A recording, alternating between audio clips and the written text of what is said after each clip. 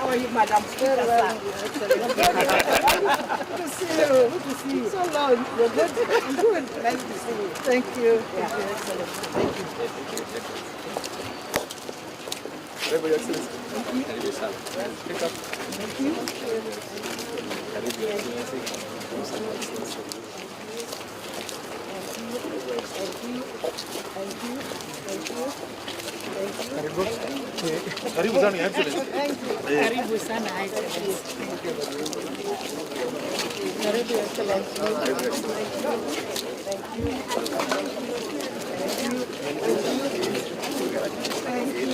Thank you. Thank you. Thank you. Thank you. Thank you. Thank you. Thank you.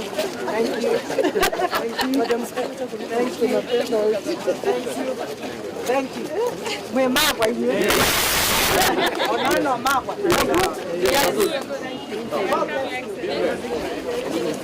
Ina saida ja. Thank you.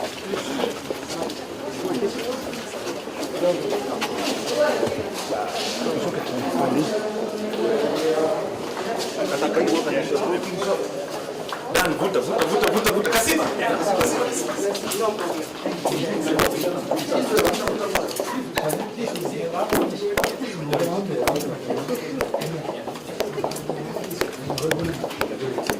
We walk fast as we are fast ladies.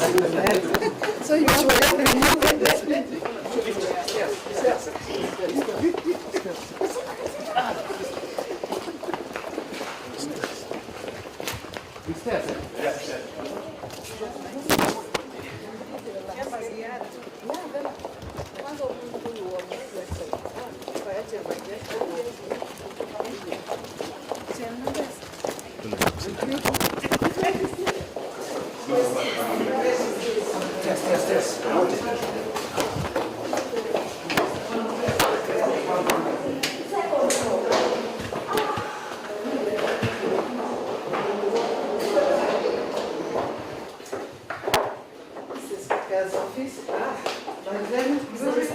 Yes. We can sit anywhere? Yes.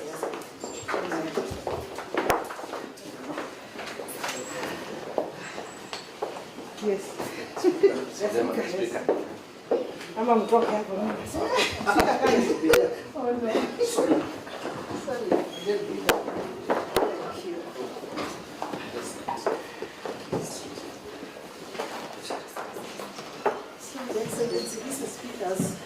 The office, we thought it is important, we just pay a courtesy call. It's important. You see where am I? Yes.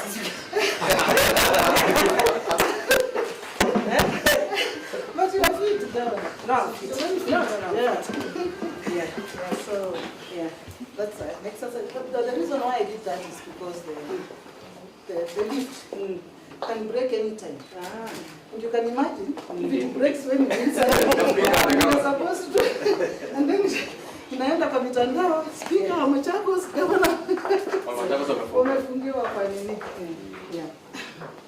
Okay.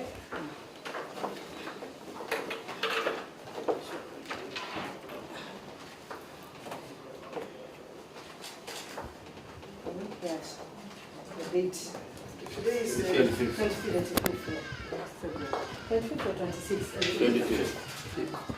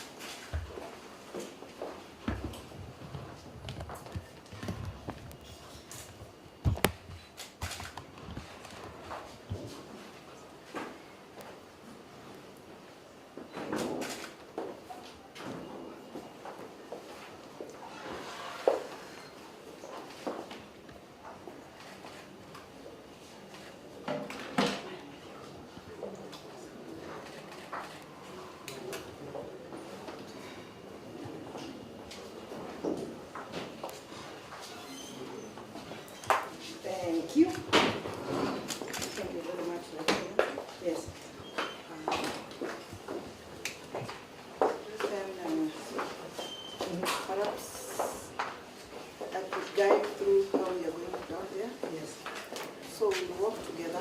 Okay.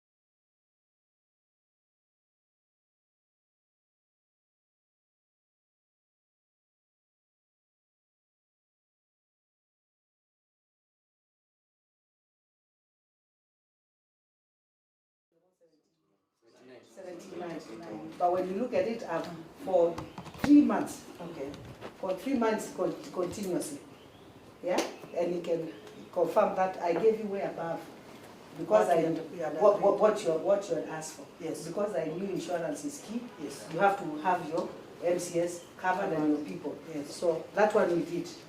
That one we did. Thank you very much. That one we did as a county government. The bottom line here is good working relationship. Yes. It's good working relationship because you're serving, I'm serving. Your people are my people. My people are your people. To just serve in a, yeah, so that we can, everybody can be comfortable. Sure. Isn't it? Yes. Yeah. I keep on saying, Speaker, and you cannot keep on dwelling on the same issues. So it's good people, conflicts all the time. People put back their conflicts, yes, and we move forward. I would want to come invite me when you open in the chamber. Yes. Isn't it? Yes. Yeah, it will be my joy as a governor to also help you, yes, finish this chamber, and I come to commission it. Thank you. Isn't it? Yes. So the bottom line is a good working relationship. Yeah. That's all. And they're not here.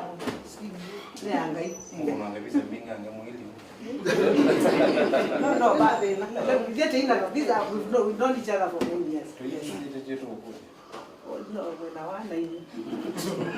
we are working. They were the speaker. So, Madam Speaker, yes, I want to thank you very much for welcoming me in your office. There are those matters we have spoken about, and I just want to assure you, as the governor of Machakos, whatever needs to be done for the assembly to run efficiently and effectively from my side, we will be able to do that. And we have also demonstrated that by dispersing your finances on time Only in December, there was a bit of an itch from your side because they did not give us the Form A. And you see, without the Form A, we cannot, but they sorted it out. So I think we all know what we need to do, because I would have really loved to pay the money, for you guys to have the money. Yes. The finance would have loved to clear that before Christmas. But now let us just make sure we keep, I keep on even telling people on my side, let us do our, well,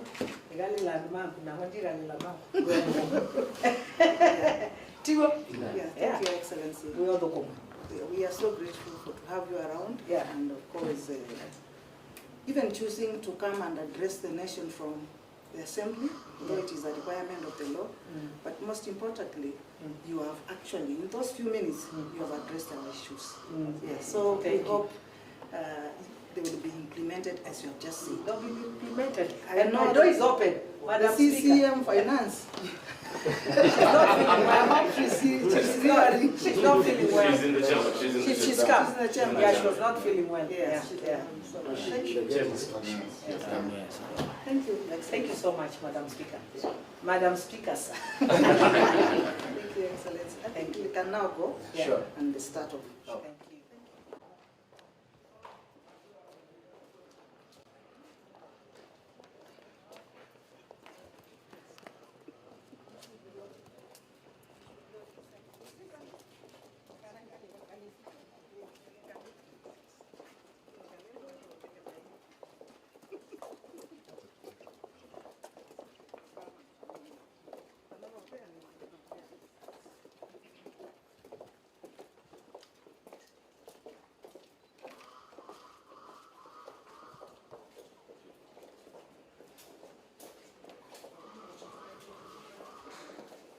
Members! Her Excellency the Governor and Madam Speaker.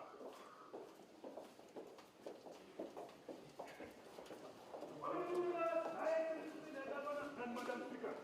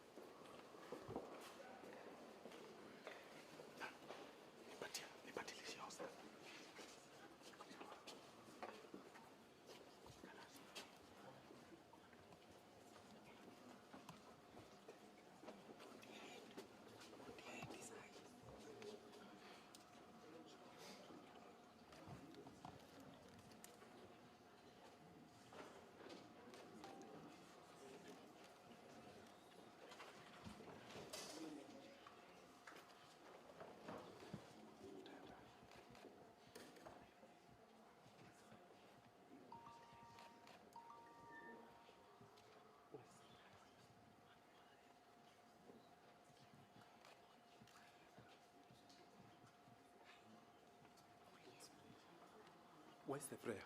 Molieva. Where's the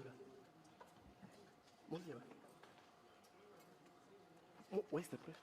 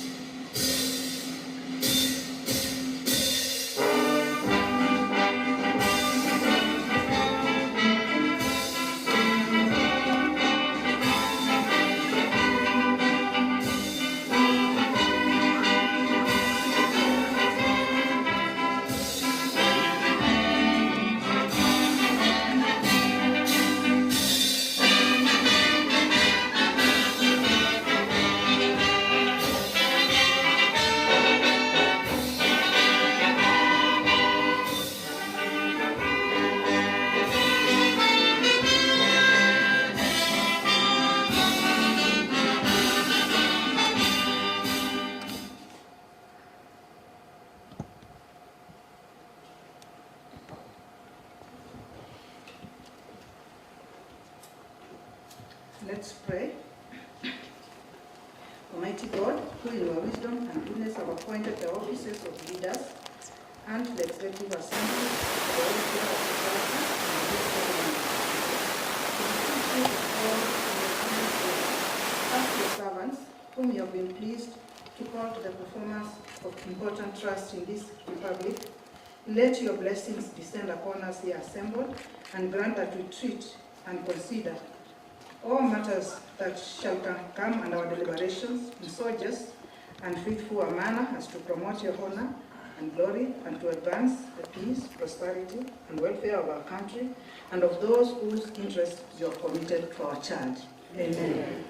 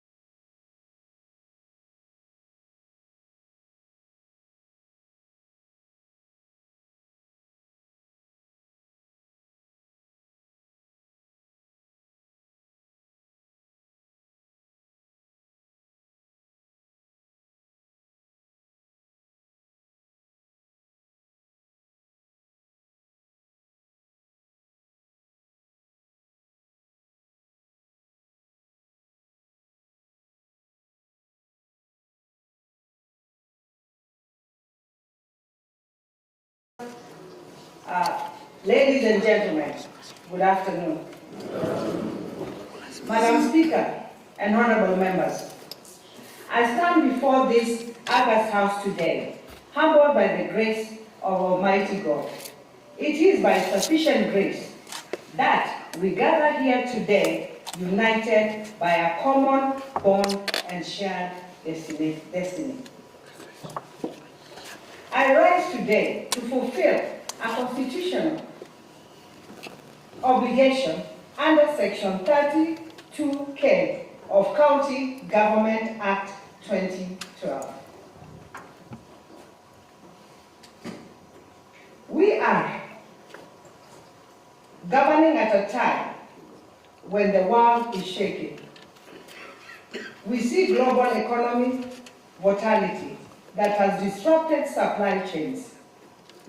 We see climate instability that has confused our planting seasons. We see the rising cost of living, squeezing the pockets out of our people. I know that in our households, the cost of putting a single meal of ugali and sukuma on the table has become a struggle. I know the price of fuel has made running businesses a nightmare. I know the cost of electricity has hiked the cost of production, hence inflating the prices of commodities. I know the burden of school fees has kept many parents awake at night. I know that many of you, the shilling does not stretch as far as it used to. I want every mother in Masinga who is worried about what her children will eat tonight. I want every young man in Mavoko walking on the tarmac searching for a job. I want every trader in Maturu fighting to keep their shops open. I want every farmer in Kangundo looking at the sky, waiting for rains to know this. I hear you. I feel your pain.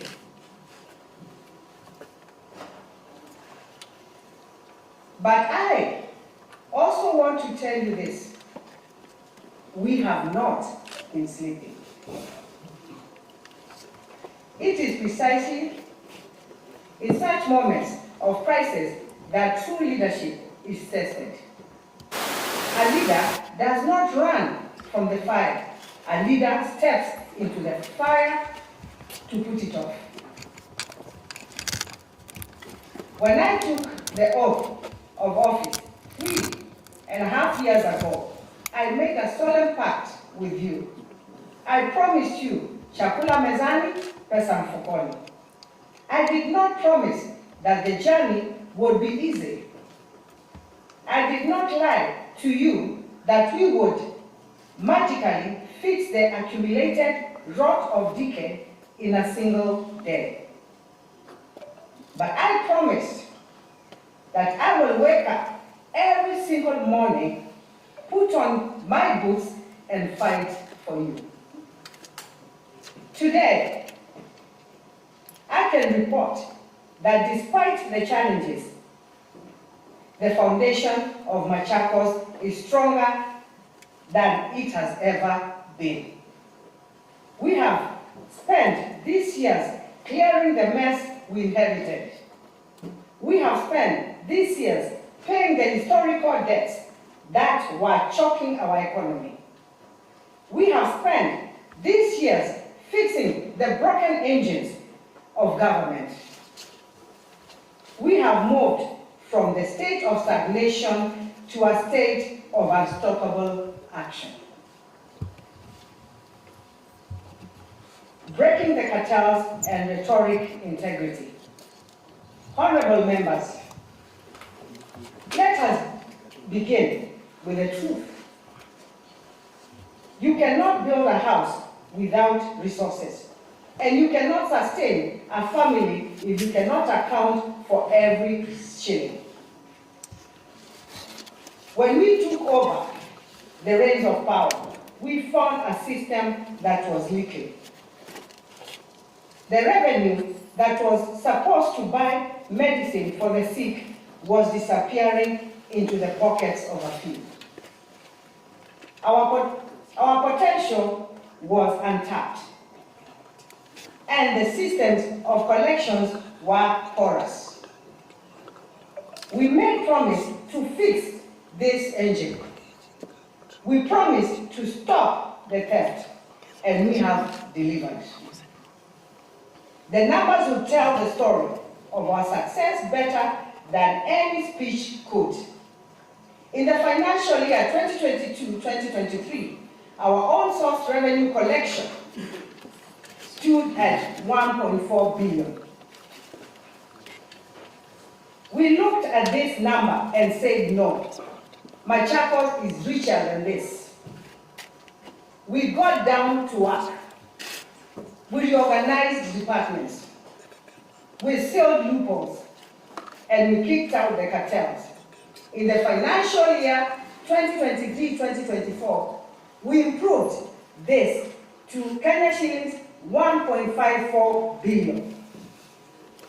In the last financial year, 2024-2025, I am proud to stand before this House and declare that we hit historic high of 2.18 billion.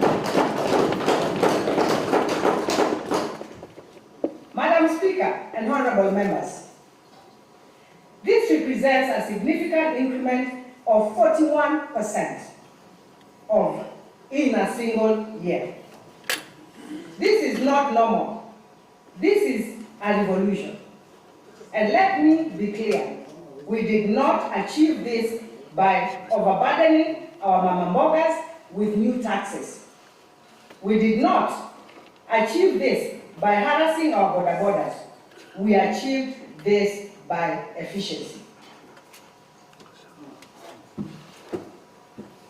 We gazetted 47 revenue centers across the county.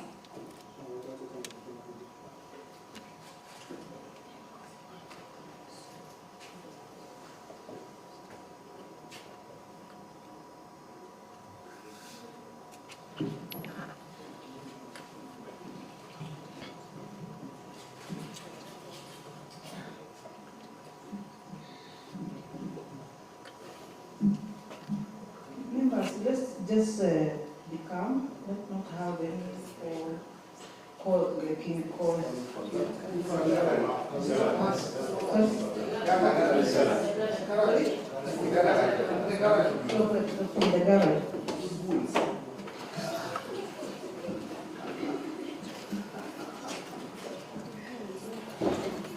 Let's not take videos.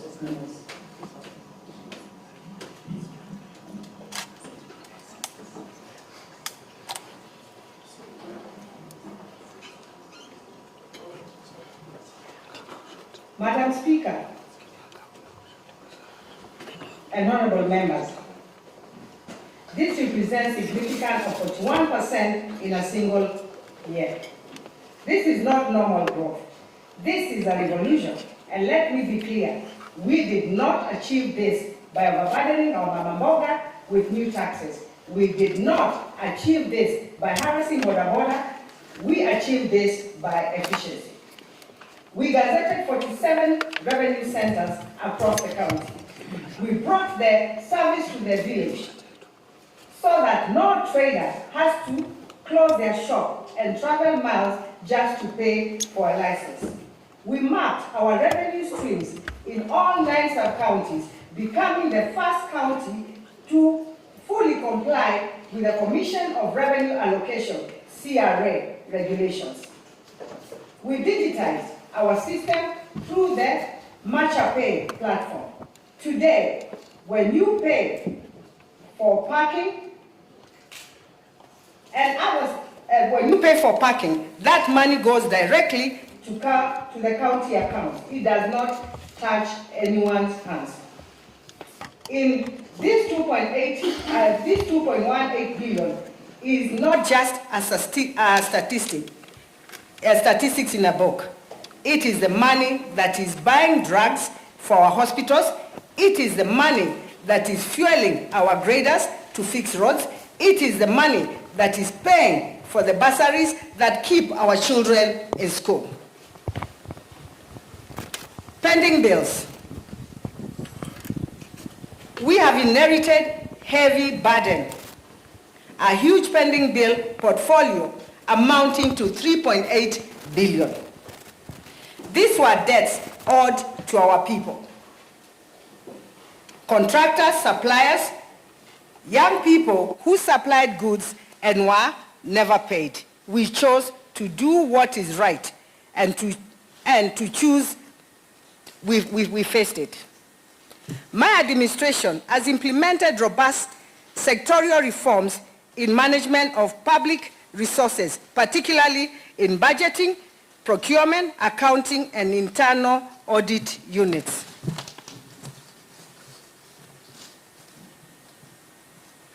When I assumed office, my government established a pending bill task force in a bid to establish existence and completeness of projects underlying the pending bills. Further, I created Machakos Pending Bills Verification Committee upon recommendation by the Office of the Auditor General and Office of the Controller of Budget. The purpose of the latter was to verify eligibility of inherited pending bills amounting to 3.8 billion. Upon completion of the exercise, the committee placed the bills at 2.1 billion. For eligible bills payable to Kenya shillings 1.6 billion. The eligible 2.1 billion and the non-eligible 1.6 billion. My government has managed to settle 642 million out of the eligible bills. Historical pending bills, as I said, amounting to 2.1, leaving a balance of 1.4 billion. Part of the outstanding balance of 1.4 billion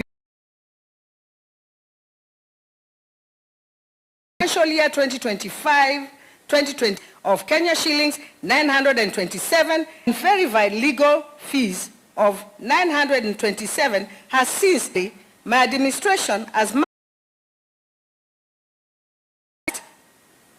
7 years of the current financial year 2025-2026. We also processed an additional pending bill amount of 200 million under the first charge on the current year budget and fair view presentation of the financial information to public. In the above spirit, my government established Machakos cash to accrual transition on the 6th May of 2025 upon direction by the National Treasury for all counties to adopt accrual mode financial reporting via National Treasury Circular of 03-2025 dated 14th April 2025. The committee plays an indispensable role in documentation management and valuation of both inherited and currently acquired county assets. During the first phase of this transition period, my government onboarded assets like plant properties and equipment worth 753 million as per audited annual report and financial statements for the financial year 30th June 2025. The aim of declaring our asset is our financial statements the aim of declaring our asset in our financial statement is to build creditworthiness of the county. Therefore, I am positioning Machakos County to credit rating, hence capable of accessing financial for infrastructural development. It is important to appreciate that payments are guided by the Controller of Budget through circular and the FM Act. We continue to urge our contractors and suppliers to complete works within the contract period to avoid creating pending bills. Furthermore, payment of pending bills is settled on first in, first out basis. Why does this matter to the common man? When you pay, you release money into the local economy, creating ripple effect through the multiplier effect. We are a government that honors its word and fulfills its obligations. The gold standard of accountability. Our commitment to prudent financial management has not been unnoticed. For the financial year 2024-2025, we achieved 4 unqualified clean audit reports from the Auditor General.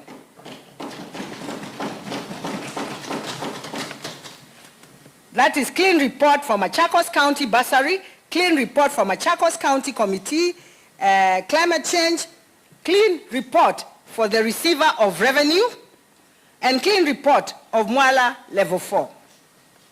In order to safeguard public resources, any public institution should put in place strong internal control measures. To this effect, I established an independent internal audit unit and appointed an audit committee via Gazette Notice 1164, dated 21st January 2025. I have facilitated training, purchase of audit systems, refurbishment, and equipping of the Internal Audit Office. The above is geared to complement the oversight role performed by the Office of the Auditor General and the Senate and the County Assembly. The result of the above effort is evidenced in preparedness and timely appearance before the Senate Public Accounts Committee, PAC, County Public Investment and Special Funds Committee, and County Assembly committees. The above appears and continues cooperation with the oversight bodies has greatly enabled my administration to gather additional knowledge and sharpen skills aimed at improving efficient and prudent management of public resources. This is the gold standard of governance and accountability.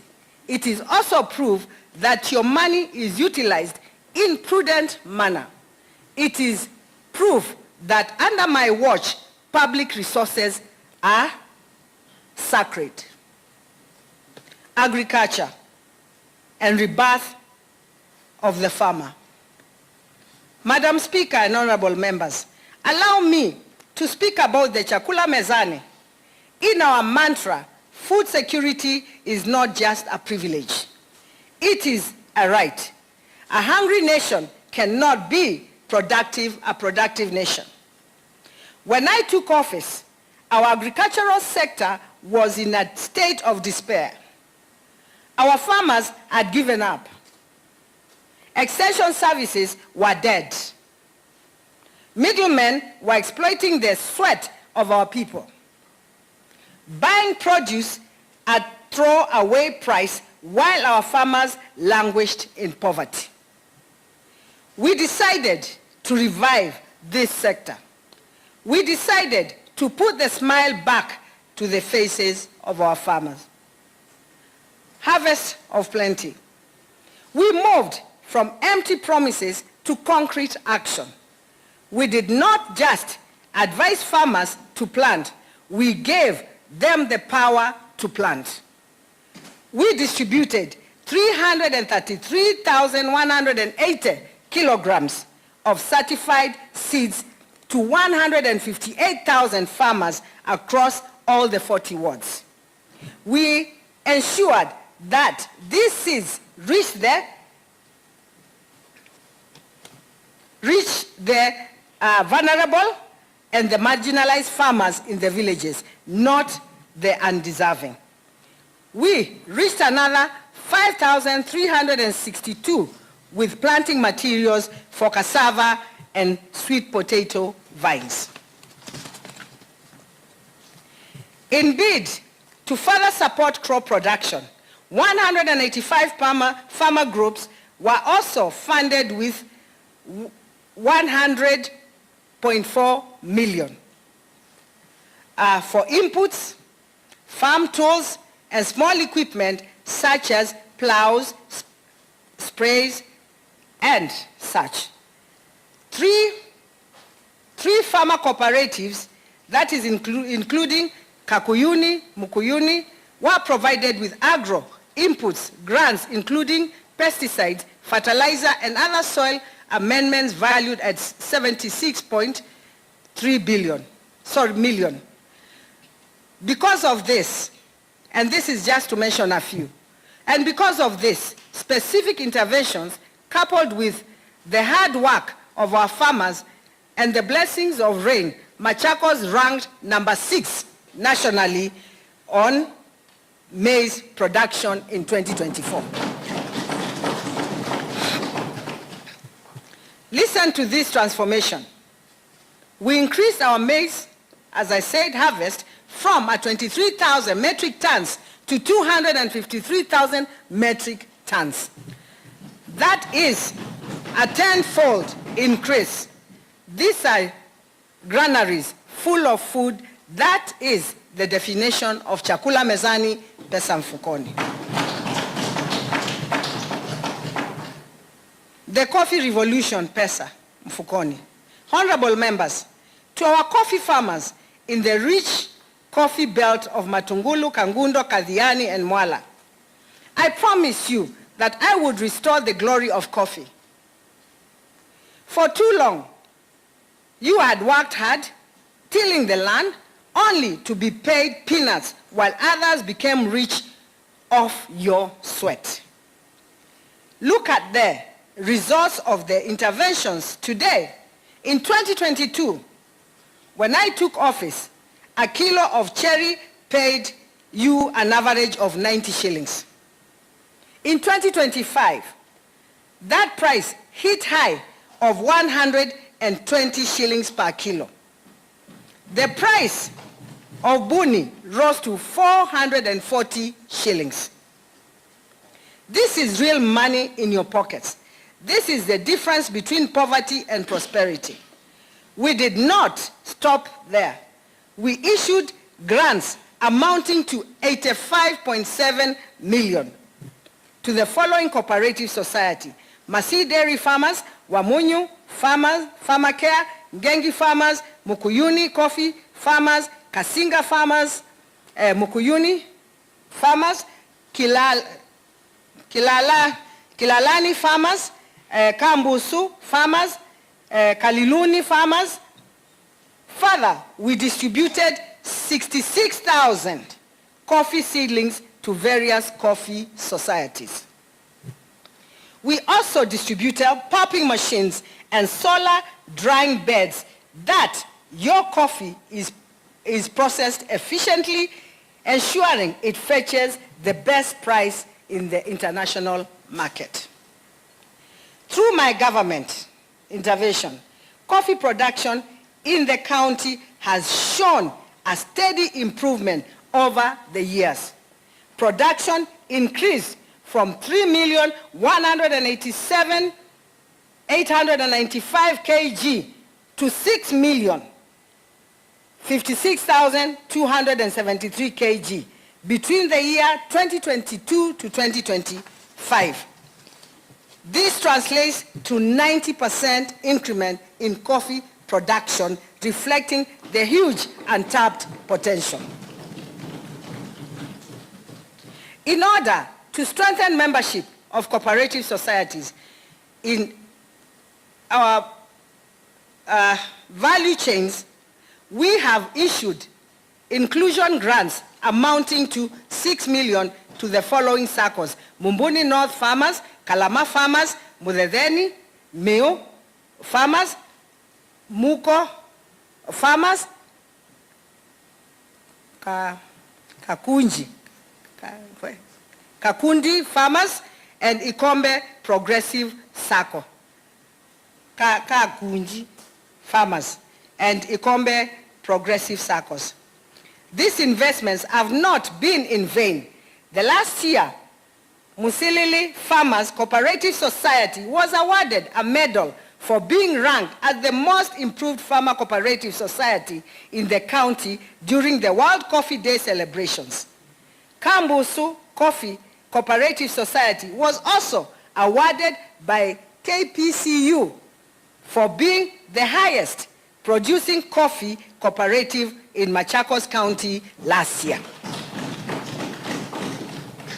Earlier this year, World Bank partners ranked our county as position #1 gold medal awards.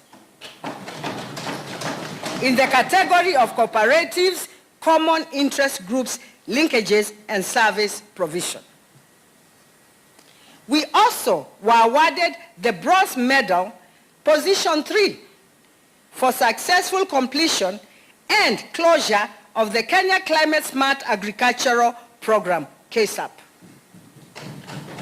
Madam Speaker, my government has taken deliberate and strategic measures to promote livestock farming across the county. The construction of Kimutua and Mutituni slaughter houses, alongside extensive rehabilitation of the Mavoko slaughterhouse, is almost complete. Almost complete. These facilities represent our commitment to high standards, value-added meat processing. In December 2024, I launched a flagship artificial insemination program. We are not just farming for today.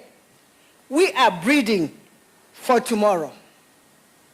To date, we have successfully inseminated 7,621 cattle, ensuring a more resilient, productive herd of our hard-working farmers.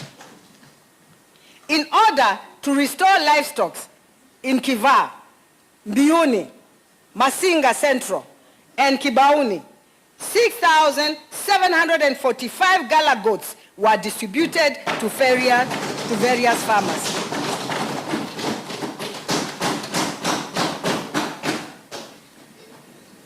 Madam Speaker, and honorable members, a healthy county begins with healthy livestock. Over the last 3.5 years, our free mass vaccination and parasite control campaign have reached a staggering scale. That is 153,733 cattle, 59,507 goats, 39,112 sheep, 102, 308 dogs, 280 poultry, 733 donkeys, and 1,948 cats.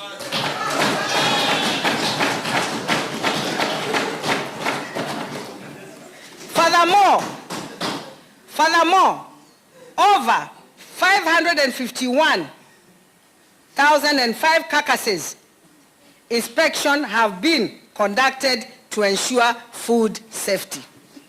Madam Speaker, our investments are paying dividends. The sector is no longer a drain on resources, but a driver of growth.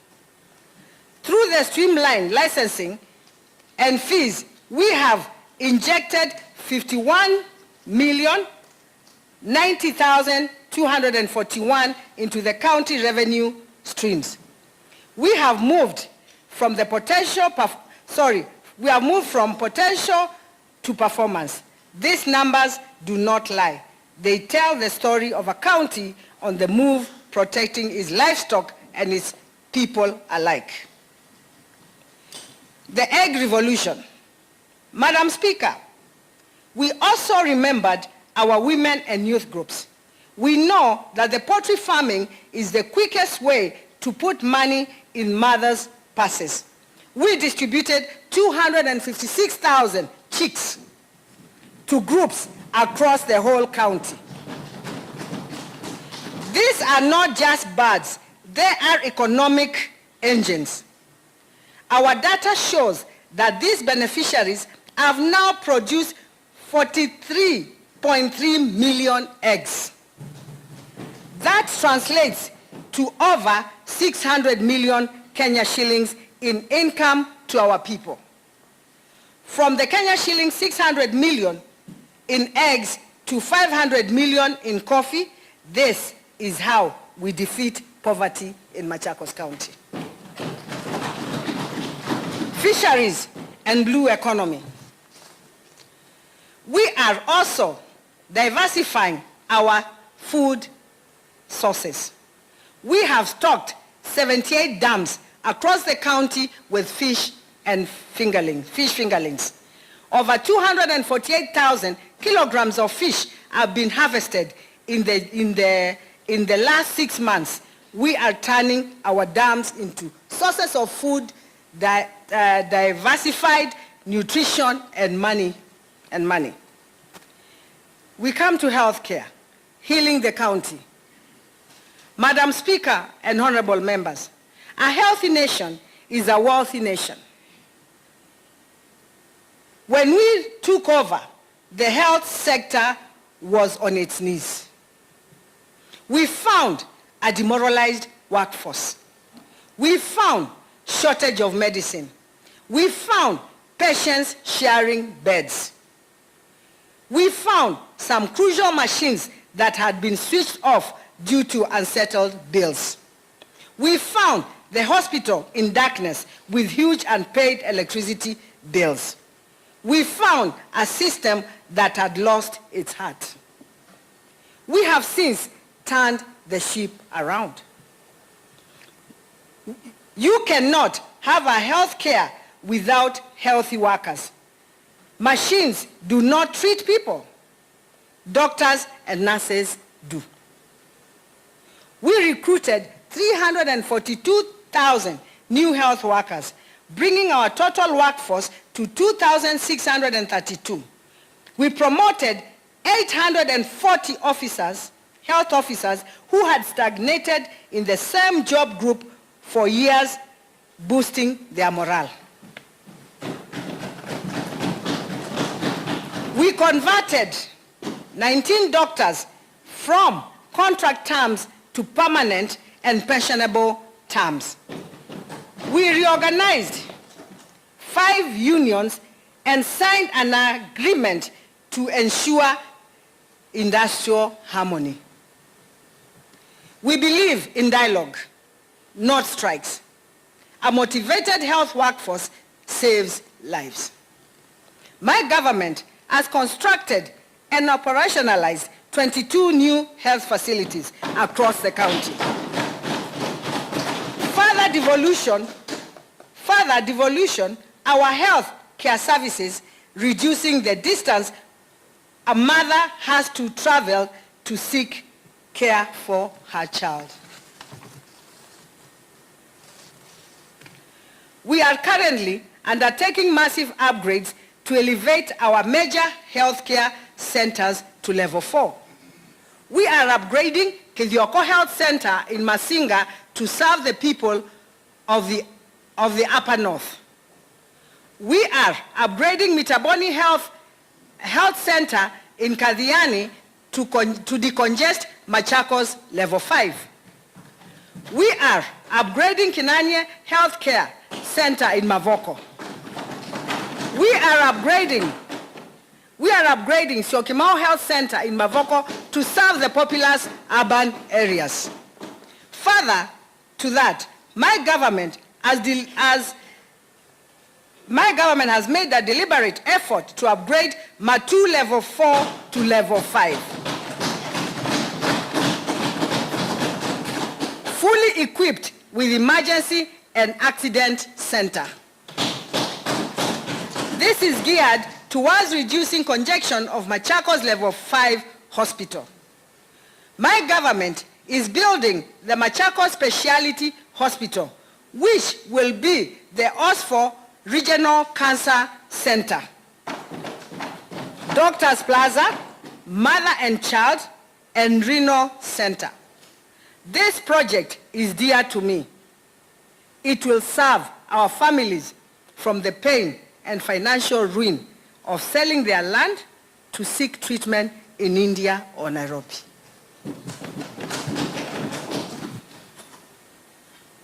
Stocking the shelves. Buildings do not cure people. Medicine does. We increased the annual allocation of medical commodities from 128 million to 290 million. We are paying KEMSA on time, which is why they recognize Machakos for excellence in commodities management. Our fill rate has improved significantly, ensuring that when you go to the hospital, you find drugs you need. We have also installed liquid oxygen tanks in 13 facilities, including Matu Level 4, Kangundo Level 4, Kadhiane Level 4. Never again shall a patient in Machakos County die because the hospital lacks oxygen. Additionally, our laboratory at the Machakos County Referral Hospital received the first ever ISO certificate status. This is indicative of our excellent diagnostic capacity. As part of strengthening specialized service delivery, Machakos County Referral Hospital continues to set milestones in advanced medical care. Last year, our doctors made history by performing the first laser ablation procedures for varicose veins in Kenya. Community health promoters, angels of foot. I salute our 2,870 community healthcare workers, promoters. These men and women are the angels on our villages. They walk from door to door, checking on our elderly, our pregnant mothers, and our children. They have visited they have visited over 250,000 households. We have consistently ensured the timely settlement of their monthly stipend. As a result, more mothers are delivering in hospitals and more children are being immunized. They are the backbone of our primary health care.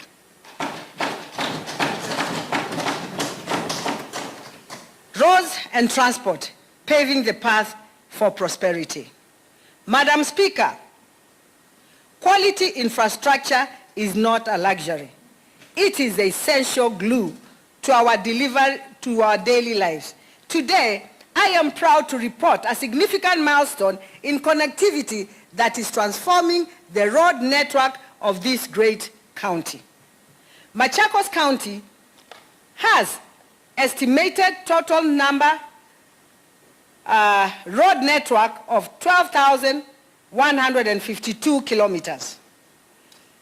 Out of this, 1,545,300 kilometers, that is 12%, are classified and managed by the national government agencies. The other 5,832,000.94 kilometers are classified roads, and 4,773,300 kilometers of unclassified roads, totaling to 10,606.25 kilometers. That is 87.3% are managed by the county government. The center price of our infrastructure strategically is Barabara Mashinani, a ward-based rapid resource initiative, that is RRI. This program was born from the crisis of Mwananchi who were tired of impassable roads and high cost of transportation.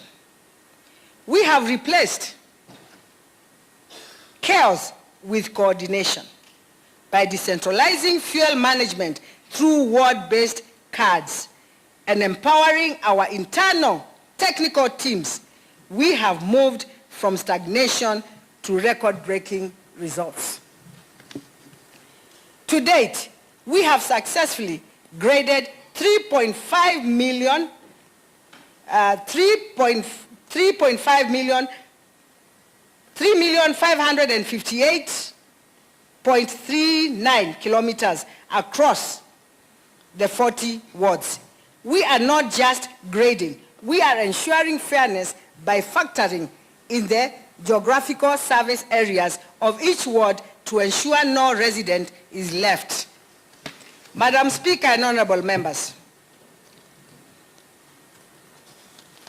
mobility is the backbone of our economy. Agricultural produce cannot reach the market, and sick children cannot reach hospitals if our roads are cut off by floods or negligence. Barabara Mashinani focuses on the roads that were previously unclassified or entirely impassable. Our achievements to date include 320.56 kilometers of roads graveled, 277.88 kilometers of entirely new road section opened to the public, 2,520 meters of culvert, 521 meters of drift, 4 major box culverts, just to mention a few. Honorable members, through the Road Maintenance Levy Fund, we are protecting the investment we have already made. We have currently contracted 23 new roads for periodic maintenance, ensuring that our infrastructure does not deteriorate in the junk of the past. Among these are Maindando box culverts, kwa Mukono box culvert, opening of Kadhuni, Katolia Market, Kizaone, Kimani Road, and Top Tank Sidai Road. Our partnerships with the Kenya Roads Board is also expanding our recognized classified network beyond the current 583,000.94 kilometers. In the 10 years period of my administration, only 6 tarmac roads, in the last 10 years of previous administration, only 6 tarmac roads were constructed. In just 3 years, my government has already completed 8 bitumen stroke paving projects of roads. Strategic links: Katangi Malava in Yatta, Kadhalani Kivani in Zaikoni, Kadhiani. Urban renewal: the recarpeting of Machakos Bus Park, ignored over a decade. Masako Avenue, Kinka Airways, the Tala Bus Park. The ongoing progress is Mulolongo Police Phase 3 Loop Road, Sabaki Pride Lands are breathing new life into our urban centers. Furthermore, we have awarded multi-year contracts worth 2.5 billion for massive projects like 25 kilometers Malava ABC, Kidhimani, Malava ABC Kidhimani, and then Makaveti, Kalama, Miti Mwanza, Lita, Ngonda, Bione,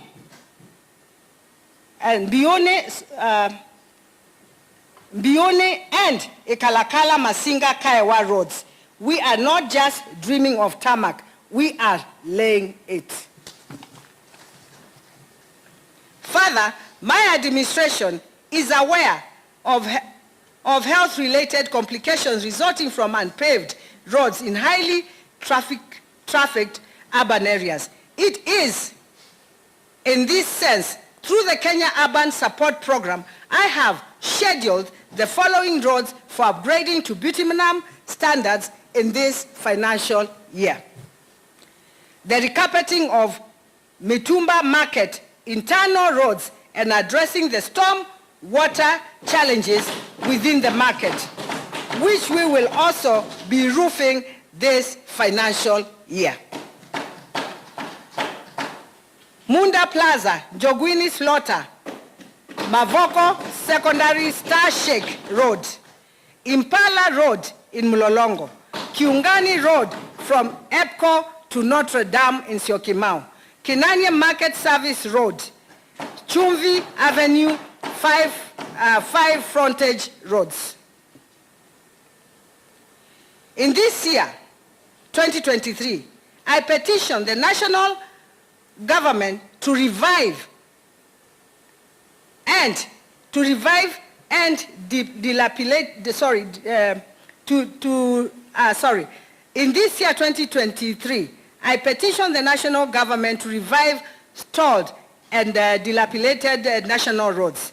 Among these roads were revived through my intervention, just to mention a few, and would like to thank the national government for that.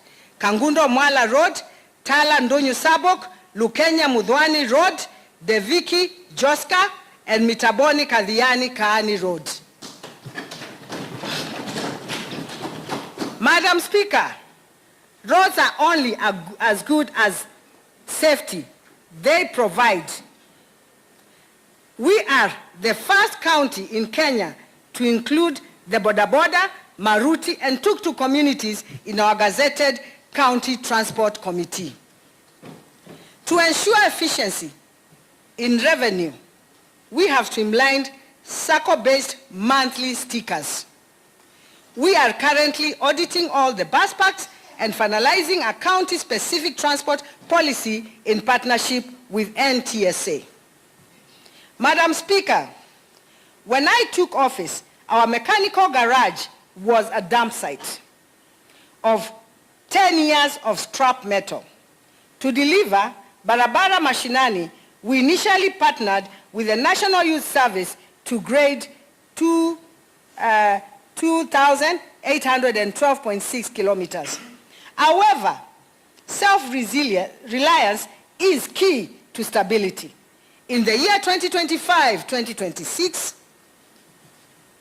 financial year, we moved from hiring model to an ownership model by acquiring 13 new pieces of plant equipment, including 10 heavy-duty motor graders, 2 rollers, and 1 wheel loader. Since January, 14,226. This fleet has already clocked 565.55 kilometers of grading in just 4 sub-counties. Every machine is fitted with tracking system to ensure that every liter of fuel and every hour of labor is dedicated solely to the service of the people. Our success is driven by brilliant minds of our staff. In 2022-2023, the Engineers Board of Kenya recognized Machakos as the county with the highest transition rate of graduate engineers to professional engineers in the country. We are not just building roads, we are building world-class technical workforce. Madam Speaker, to the people of Machakos, I say this, nimepanga kazi. We are moving earth and gravel. But more importantly, we are moving Machakos forward. There are no more excuses. Our officers have the tools and the fuel and the mandates. We have clocked, again, 3,558 kilometers on graded roads as as of today, as we speak today. And we are not slowing down. This is your government at work, turning every minute into the solid, unshakable ground upon which our children will walk towards a brighter future. Water, security, and climate resilience. Madam Speaker and honorable members, allow me to delve into the area of water, irrigation, sanitation, climate change, and environment.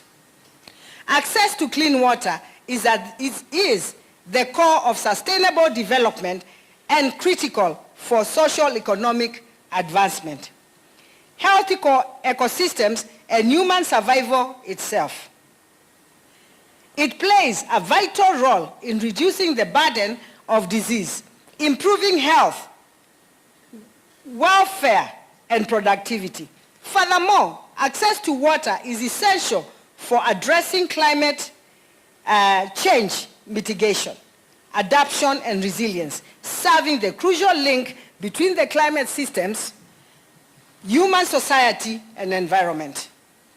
When my administration took over in 2022, the water sector was in bad shape and indeed immediate reforms. Though the department had previously acquired drilling rigs, test pumping units, and dam excavation units, it is worth noting that none of these were functional at the time, since the models were outdated and lacked local support for maintenance.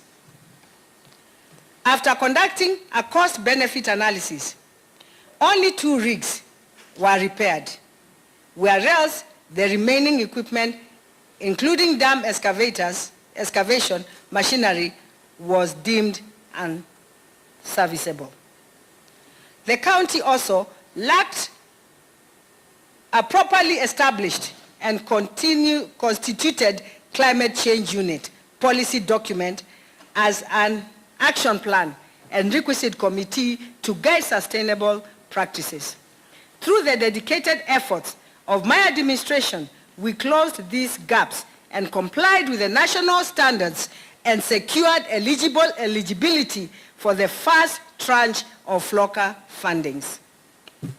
Recognizing these issues, my government consistently allocated a significant portion of water budget to water resource development and management development of micro irrigation schemes, sewer system, sanitation management, environment, and natural resource conservation, as well as measure for climate change mitigation, adaptation, and resilience. With this budget allocation, we have made significant progress. We have drilled 33 boreholes, of which 17 are already equipped, rehabilitated 95 boreholes across the wards, including Mililu Primary Borehole in Cheleni, Kimutwa Borehole in Kalama, Zaini Primary Borehole in Kola, and Kitheone Borehole in Ikombe Ward. The silting of 130 dams across the county, such as Cheteni Earth Dam in Masinga Central, Kwa Tito Earth Dam in Mutituni Ward, Kwa Mutune Earth Dam in Mwala Makutano Road, just to mention a few. Rehabilitation and protected, we also rehabilitated and protected 6 springs that have never been protected since inception. While this progress is substantial, we still have 77 defective boreholes requiring repair. To resolve this, my government is in the final stage of procuring repair materials and to test pumping units to ensure timely and cost-effective rehabilitation of boreholes. Ultimately, in line with water regulations and Water Act, all the boreholes will be handed over to the new established Machakos County Water and Sewerage Company to guarantee seamless maintenance and continuous water distribution to the end users. It is imperative to note that boreholes are just temporary solutions, while harnessing of surface water runoff remains the only savior to domestic soft water solutions and raw irrigation water solutions. I call upon the national government to extend the cleaning of Athi River, which supports the livelihood of most residents along the belt.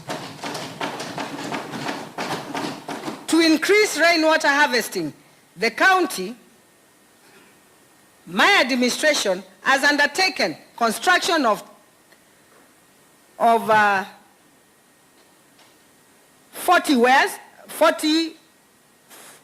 wells and distributed 142 water tanks to ECD classes. Additionally, we have injected investments to address long-standing challenges with the Kitui Water and Sewer Company operation for Masinga Sub-County. Through the sustained engagement with the national government and Kitui County, the Ministry of Water has committed resources to enhance the intake at Masinga Dam via Tana Athi Water Service Board. My government has already commissioned the separation of the meters at Kamudhumba and rehabilitated the Kamudhumba trunk line, while preparations to implement the Masinga Kivad trunk line is in the current financial year are underway. In the current financial year budget, my government has provisioned funds for reticulation of high-yield Ngalalia borehole in Matungulu West Ward to boost water supply along the populous belt of Tala Town. A provision has also been made for distilling Muoni Dam in Kadhiani Sub-County. Further to boost water supply and availability, my government has launched a strategic initiative to construct 2 weirs in each of the 40 wards to strengthen more scale irrigation potential, prevent soil erosion, and improve water retention in catchment areas. In addition to this, projects, visibility studies are ongoing to identify priority areas for the engagement with the public and private sectors. On strengthening cooperative governance and compliance, my government is developing several critical policies, including Machakos Sustainable Sand Harvesting Policy and Requisite Bill, County Sanitation Bill and Addendum Policy, Machakos County Water Bill, review of the Climate Change Amendments of Act 2022, review of the Climate Change Funds Administration Regulations. Madam Speaker and honorable members, as stipulated in Article 43(1)(d), the Kenyan Constitution, my administration remains firm in the quest to ensure every person enjoys right to clean and safe water in adequate quantities. To achieve this, my government has made comprehensive reforms to integrate operational structures and streamline county-owned water service providers into a unified framework under the newly formed Machakos Water and Sewer Company. Previously, water service providers operated without synergy or synchronized direction. With substantial governance, operational and financial deficiencies leading to accumulated debts, insolvency, and salary arrears for their staff. Such mode of operation has denied the companies and the county achieving water supply and sewerage strategic plans, which continue to fill up spaces in the office shelves. Reports from the Auditor General and the dedicated task force emphasized that fragmented operations and insufficiency were heavily undermining the service delivery. For example, under the multi-dwelling water arrangements, there has been serious concerns from residents on bulky meter fitted on the entire estate and holding companies which are not licensed by WASREP. Given the right to install meters and receive customer deposits, this does not only portend risk to the residents, but it is also a rich avenue for collusion and fraud. In response to these systematic challenges, my government, with the Senate County Public Service Investment Committee in 2023, my administration enacted swiftly for swift reforms. This include corporate structuring, robust financial accountability measures, and operational consolidation under the newly formed entity. This strategic approach ensures alignment with the national water policies and meets the needs to the electorate. I give my unfettered commitment and undertaking that all the union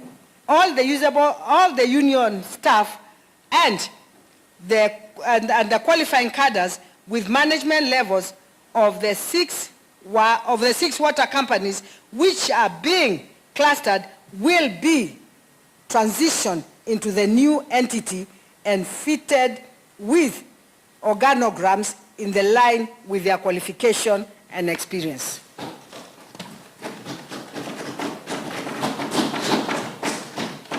Additionally, we have embarked on the solarization of water infrastructure across the county to reduce electricity bills in pumping water. In line with this, the Department of Water is in the process of installing modules of water pumping plant, which will yield 120,000 liters of water per hour, translating to 960,000 liters per hour, hence cutting down the electricity cost bills for these companies. The department continues to shelter obsolete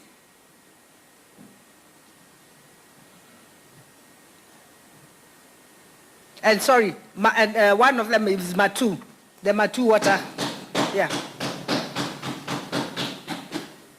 The department continues to shelter obsolete equipment which continues to deteriorate the value, therefore posing the risk of vandalism for this end. I have directed the department to initiate asset disposal process as the Public Procurement and Asset Disposal Act, and utilize the proceeds to purchase new and efficient units. Madam Speaker, my government, through the county government, my government, through the county government, owned Machakos Water and Sanitation Company, is working with African Development Bank to implement several projects with Machakos Sub-County. First, Machakos Sewer Project, which will construct sewer lines in Mutituni, Ngelani, Muvuti Kimakimwe, Machakos Central, Mumbuni North, Kalama Ward. This project is at 90% complete at a cost of 1 billion.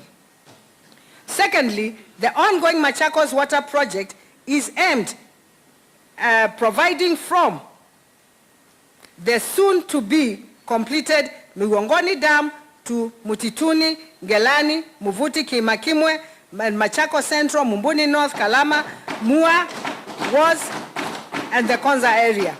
This project has contractual cost of 1.2 billion, is at 80% completion, awaiting the resolving of the land availability issues to complete the construction of the actual dam.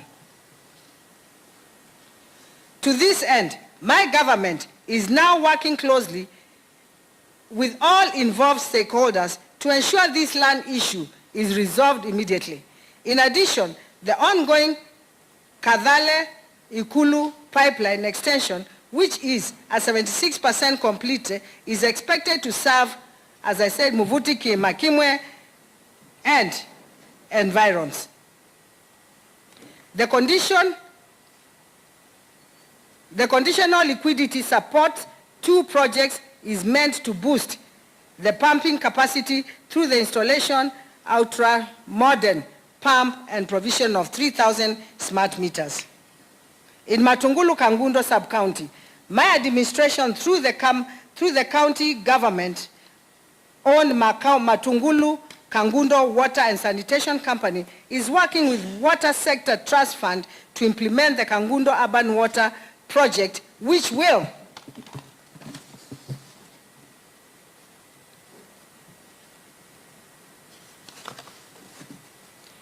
provide water in Kangundo Central, Kangundo Town, up to Siande Market at a cost of 13.5 million. This project is at 90% complete. In Yatta sub-county, my government is working with African Development Bank through Water Service Company to implement the NYS Matu last mile connectivity water supply line at a cost of 220 million, which will provide water to Kilimani, Ndalani, and Matu wards. This line will also serve the National Youth Service, Kilimani, Sofia, Matu, and Matu towns. The project is at 50% completion, awaiting new contractors to complete it. Additionally, my government is also undertaking Yatta Masinga last mile connectivity that will add Matu and Kivandini to the grid. In collaboration with the Tana Athi Water Service, my government has issued a letter of no objection for the proposed medium-sized Yatta Masinga water supply project. Upon materialization, this project, the perennial water shortages in the town of Kilimani, Sofia, and Matu Masinga, Kalakala, Mavoloni, Ndalani, Kivandini, Kanyonyo, Kithioko, Kangonde, Kaiwa, Kiva, Katangi, Kikesa, Kenyatta, Ikombe, Chua, Ekatini will be a thing of the past.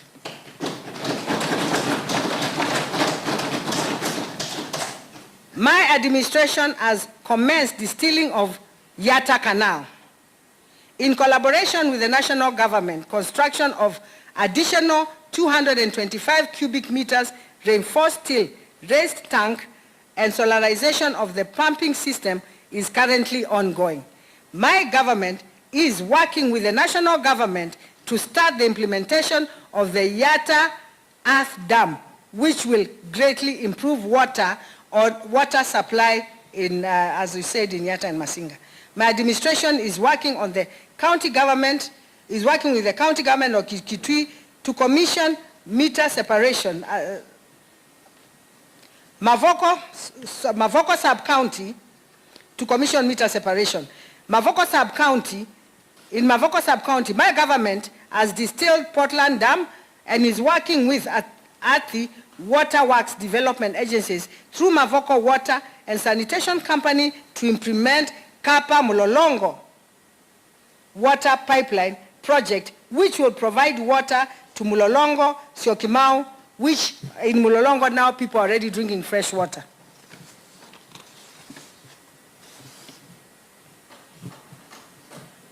That's Mulolongo, including Kapa AIC Kasina. This project is 45% complete and will cost 90 million. In Githunguri and Sabaki estates, we have initiated the last mile connectivity engagement.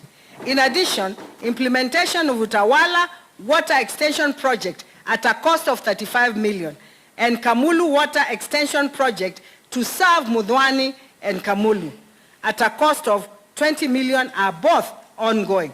Joska Water Expansion Project will serve the people of Mudhwani and Joska area at a cost of 10 million.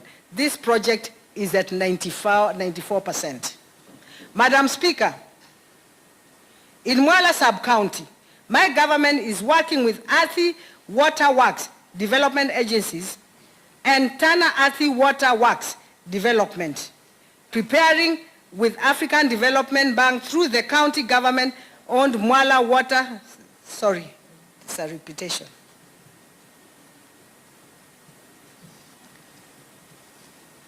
My administration is fully committed to efforts in combating climate change.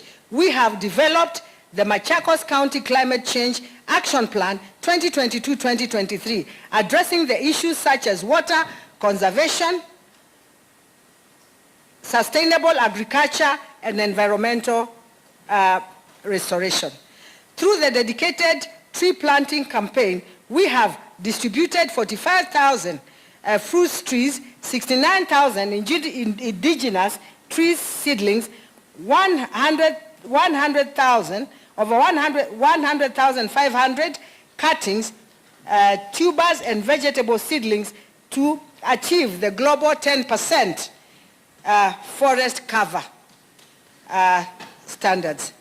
We continue uplifting communication with we continue uplifting communities with 1,600 clean cooking stoves, 48,800 hermetic bags, 1,420 6 kg gas cylinders, 2,160 solar lanterns,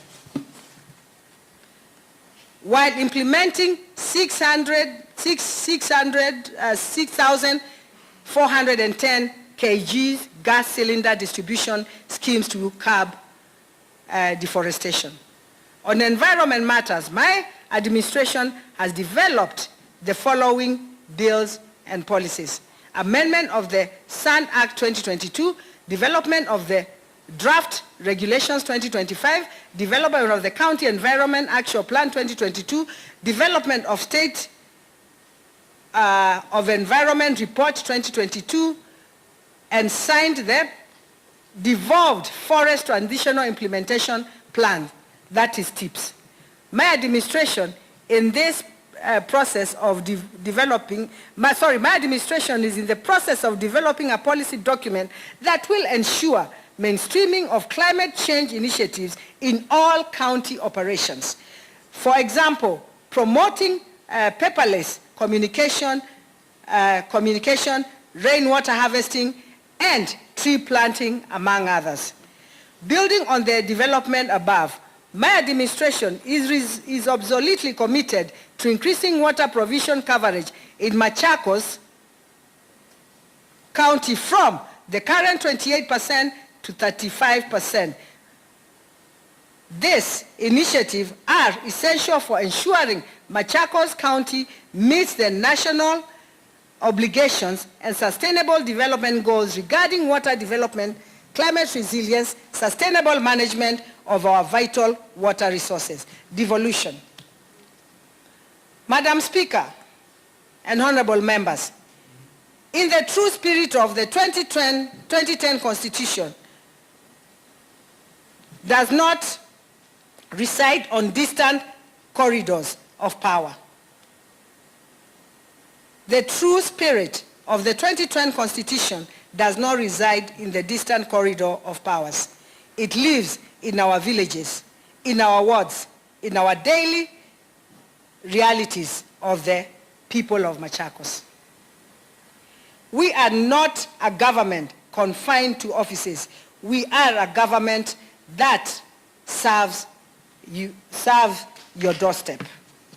The Department of Devolution and Administration remains the vital bridge between our people and the government. Today, I am proud to report that measurable progress in decentralization, accountability, and citizen protection.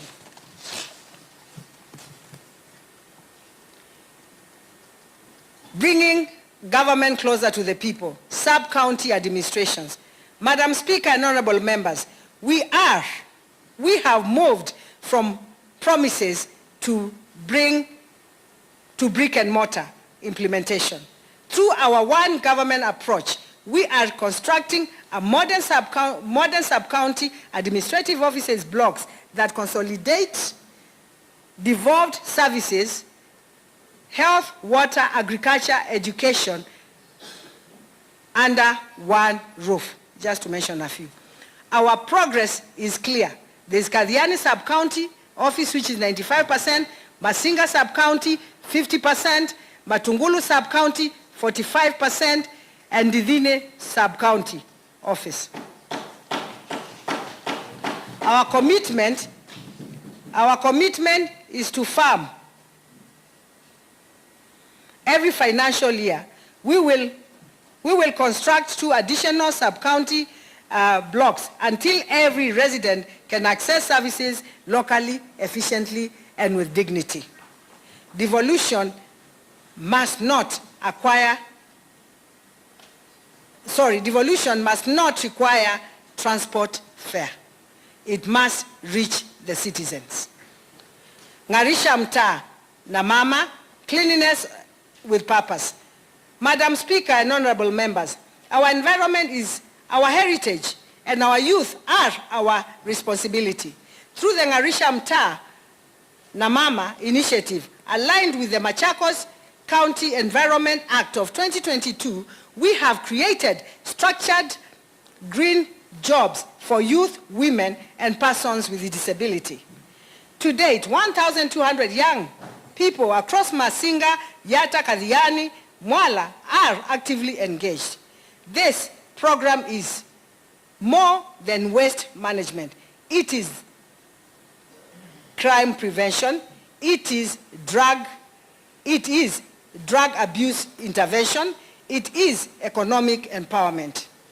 When young people earn their dignity, communities become safer and stronger.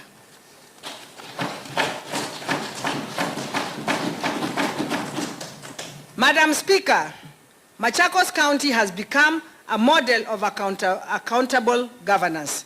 In April 2024, we joined the Open Governance Partnership, OGP, committing ourselves to transparency and civic participation. In 2025, our reforms earned international recognition through the Voice Business Summit and Achievers Award. And I had the honor of representing Machakos globally in Brazil. We had the honor of representing Machakos in Brazil under the OGP program. We are the only county in Kenya to achieve this level of international validation in civic accountability. Further, our strong institution performance enabled us to qualify for the Level 1 grant under the World Bank-funded Kenya Devolution Support Program, KDSP, having met all performance and accountability standards. Integrity delivers results. Inspectorate and enforcement reforms. Madam Speaker, economic growth thrives where there is law and order. When I assumed office, Inspectorate Department was undersourced. Today, we have increased personnel from 216 to 413 officers, targeting 995 for full coverage. We trained 200 recruits in professionalism, communication, and discipline. Re-equipped and rebranded departments, eliminating imposters and restoring public trust. We have strengthened enforcement while upholding dignity and fairness. firefighting, emergency services, and disaster management. Madam Speaker, and honorable members, emergency response is measured in minutes, and minutes save lives. From the outset of my administration, we resolved that Machakos would build a modern, professional, and international benchmark emergency response system. With my first 100 days, we initiated construction of Chumbi Fire Station and Rescue Center. Along this Nairobi-Mombasa highway, today it stands as a regional center of excellence. As a result, response time within the corridor has reduced to under 10 minutes. Rescue coordination in Mavoko and surrounding growth areas are significantly improved. Machakos ranked the first among 47 counties in 2022-2023 in the emergency response performance standards, earning recognition from the First Responders Support Network internationally. For the first time since devolution, we recruited 20 additional professional firefighters, restored 2 fire engines grounded for 3 years, refurbished fire stations in Mavoko and Matu, equipped personnel with modern gear and protective equipment. Our teams have undergone advanced training in hazardous materials handling, industrial firefighting, rope rescue, water search and rescue, and confined space operations. We are no longer reactive. We are prepared. As Machakos grows economically and industrially, we continue to expand emergency infrastructure, modernize equipment, and strengthen disaster preparedness framework to ensure no life is lost due to delayed response.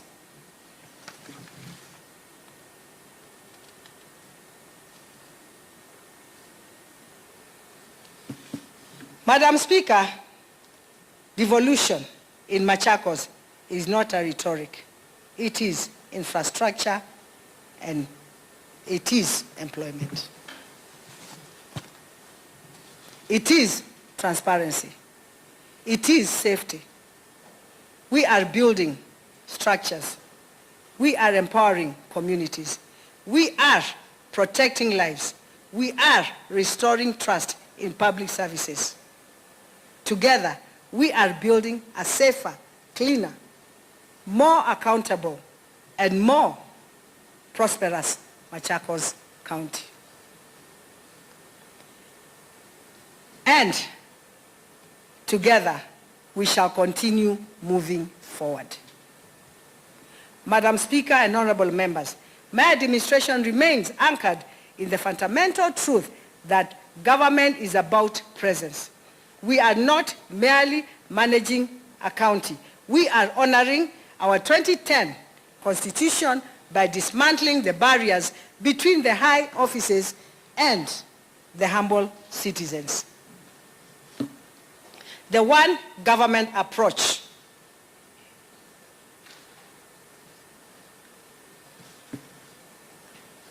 as I've said, we have the one government approach where we have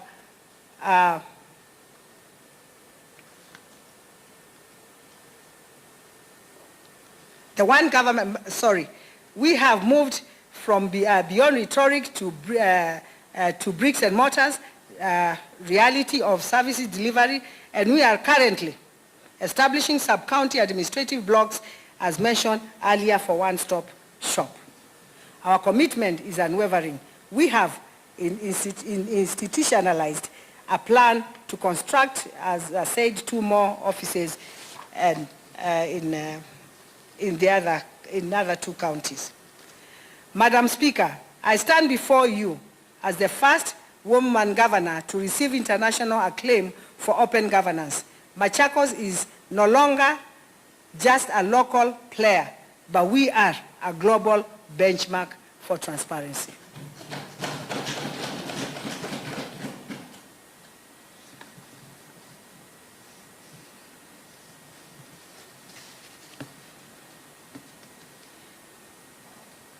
I stand before you, as I said, about open governance, international law of our commitment to was vindicated in the early 2025 when we received Voice Business Summit of Achievers, as mentioned earlier.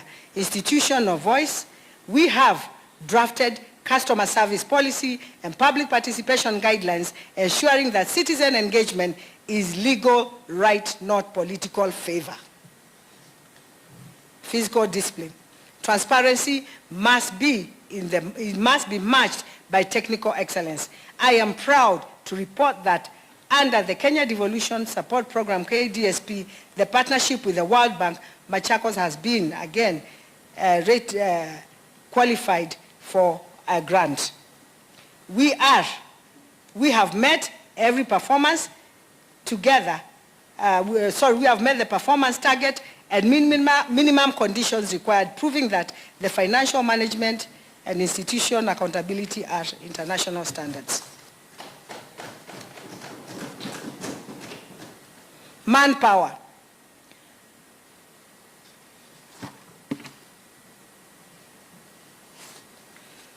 Manpower. We inherited a skeleton of 216 officers. We have nearly doubled this to 413, a strategic target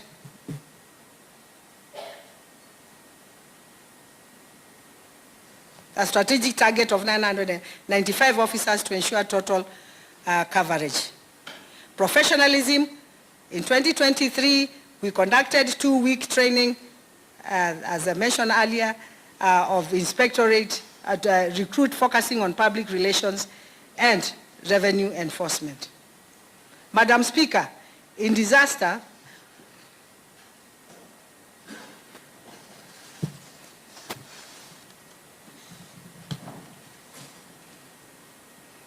sorry, a bit mixed up my papers. Trying to. Madam Speaker, I move to trade and industry.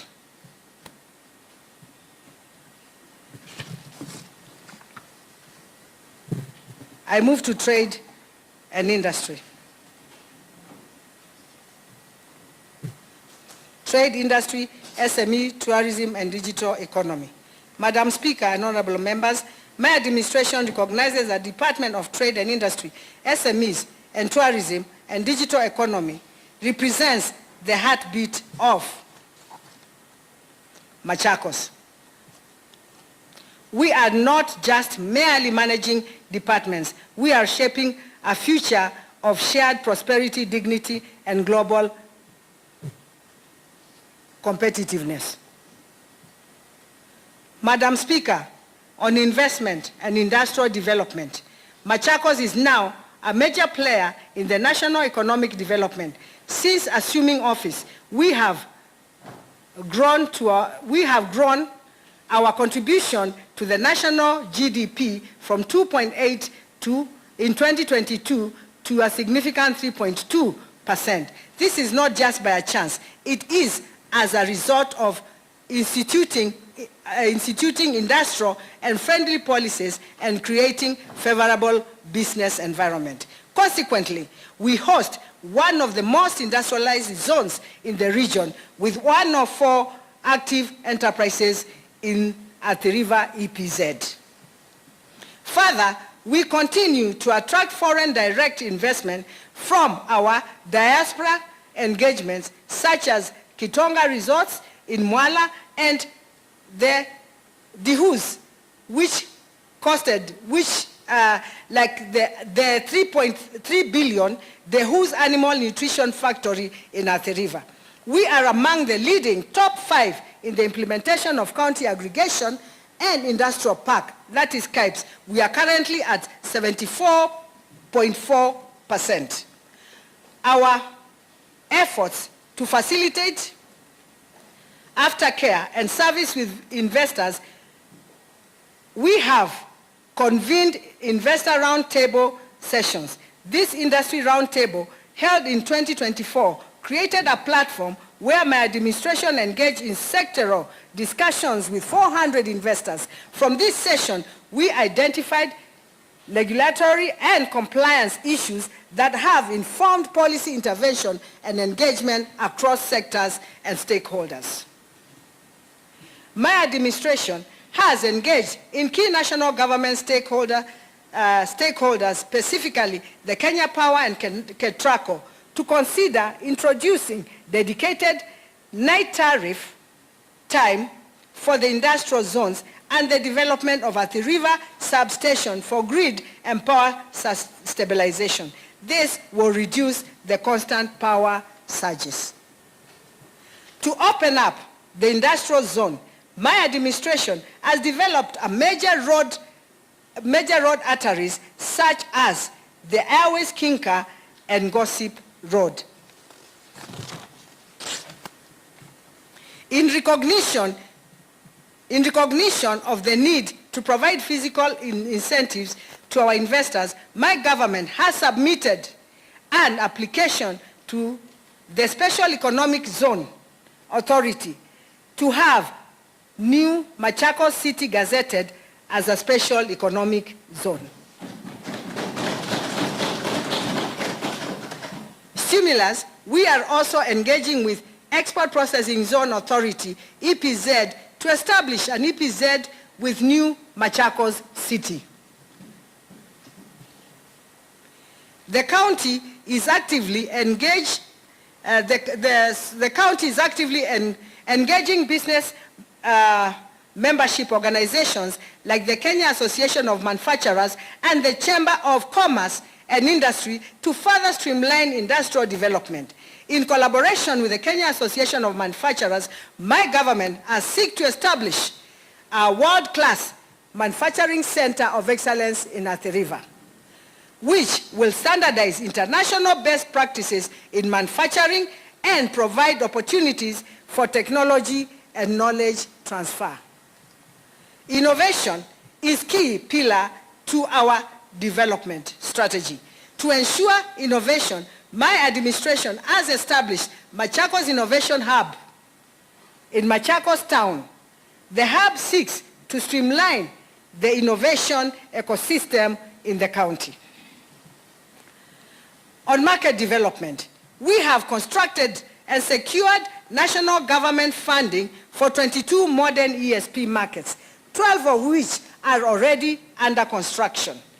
The Department of Trade and External Relations has constructed 8 market sheds, including one in Ikalakala Market,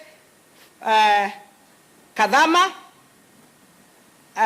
Market, Kivani Market, one in Lita, and another one in Athi River. In financial year 2023-2024, my government, in partnership with Global Alliance for Improved Nutrition Gain, constructed a cold room at the Machakos Marikiti Market with 1,500 crates storage capacity. On the digital frontier and empowerment,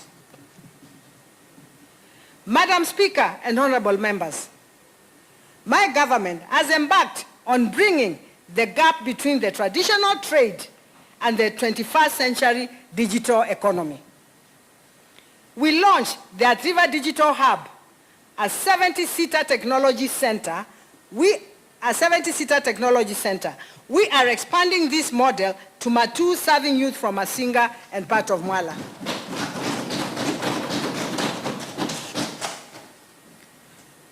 And Yatta. Yeah, that's Masinga, Yatta, and Mwala sub-counties to enhance access to digital opportunities across Machakos.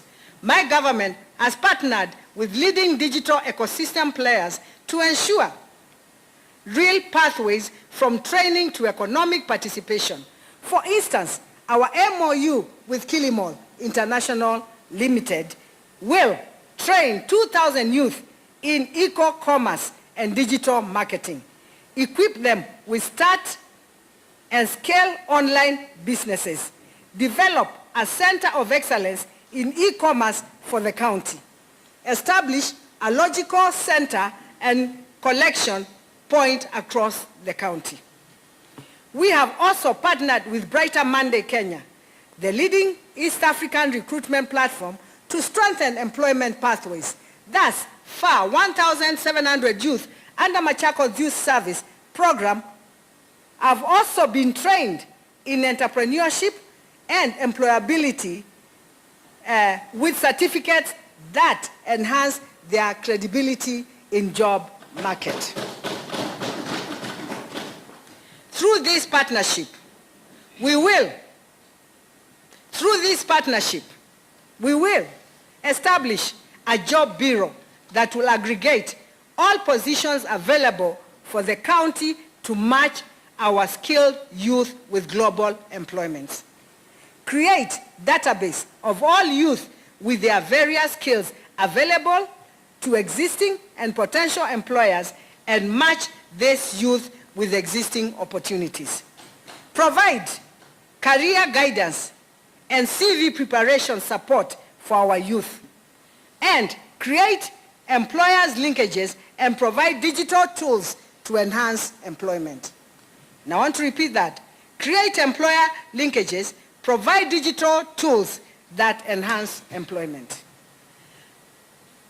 On SME development, with the increasing number of SMEs in Machakos County, my administration realized the need for a dedicated department to small businesses development. My government has facilitated market linkages both locally and regionally through the Trade Expo. SMEs have participated in East African Community regional trade fairs in Bujumbura, Burundi, Juba, South Sudan, and Nairobi, Kenya. I am happy to report that overall best exhibitors during the East African Trade Fair held in Juba, Sudan, in October 2024, came from Machakos County. Ever since, we continuously receive recognition both locally and internationally. In order to boost the Juakali sector in my government, we have constructed over 59 border shades and refurbished over 40 of them. Procured 3,000 outdoor parasols and 2,000 branded aprons for all the small-scale traders. Developed Machakos Biashara application. A digital point of sale system to help SMEs track inventory and sell in real time. My government has constructed 8 modern bus stops. 8 modern bus stops along Chumbi Road at the river Makadara to improve the mobility infrastructure. This has promoted decency and order on the road due to well-designated drop and pick-up points. Madam Speaker and honorable members, in tourism, promotion and development, Machakos is branding as a premier meeting and incentives and conference and events destination. For the first time, we have mapped 265 attraction sites and are developing a county tourist master plan. When I assumed office, there was no data on the number of attraction sites in the county. My administration has mapped out all attraction, cultural, and heritage sites. This information has been compiled into a tourist circuit booklet offering different route plans. The Department of Culture and Tourism has never had a county tourist master plan. My administration is in the process of developing Machakos County Tourism Plan aimed at position Machakos as the premier destination for both domestic and international tourism. The strength of this county's hospitality sector on the national space has been further recognized following accreditation by Tourist Regulatory Board. Machakos County emerged in the top Lower Eastern region, earning 10 gold rating for our hotels, 8 silver, and 14 bronze.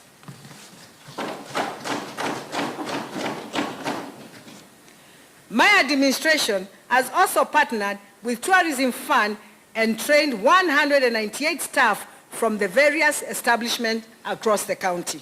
My government has fully renovated and equipped Machahood.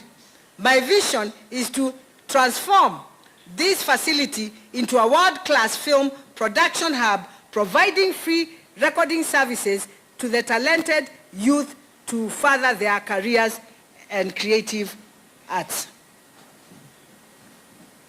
We are spearheading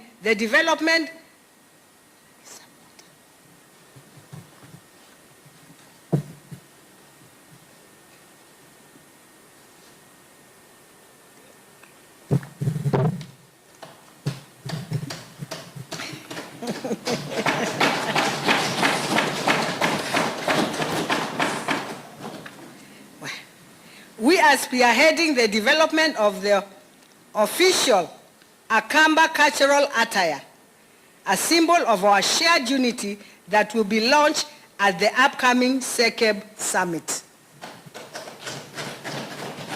All support infrastructure within Machakos People's Park is routinely maintained and renovated for optimal operations and service for the visitors.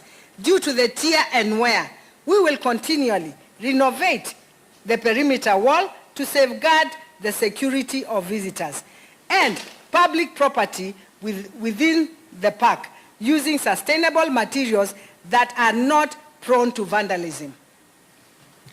In wildlife and national park management, my administration has been working closely with the national government and Kenya Wildlife Service on the management of key infrastructure, including Ondonyo Sabuk National Park. My administration has also held constructive consultation with the national government and the Kenya Wildlife in bid to open the proposed Lower Eastern Gate to the Nairobi National Park. Under my administration, my government has developed and launched an official tourism website to serve as central digital marketing and to serve as a central digital marketing and information hub. This platform will promote hospitality, accommodation, facilities, tour operators, attraction sites, events, as well as investment opportunities within the county. Youth, sports, gender, social welfare. The future is now. Madam Speaker and honorable members, under my administration, Machakos County has transcended traditionally governance to embrace a bold, transformative agenda centered on great assets, the youth of the county. We have moved beyond seeing young people as we have moved from seeing young people as demographic to be managed instead of recognizing them as the engine of our economic and social resilience. I want to repeat again. We have moved from beyond seeing young people as a demographic to be managed. Instead, we recognize them as the engine of our economic and social renaissance. By elevating youth and sports to a fully fledged department, we have signaled our commitment to focus leadership and deliberate in investments. We believe that a skilled youth population is a backbone of a resilient economy. Our initiatives are designed to bridge the gap between potential and opportunity through 21st century skill acquisition and social infrastructure. As part of my government's agenda to empower the youth through skilled training and exposure to entrepreneurial opportunities, I launched the Machakos Youth Service, a model empowerment program whose impact is already being felt across Machakos County.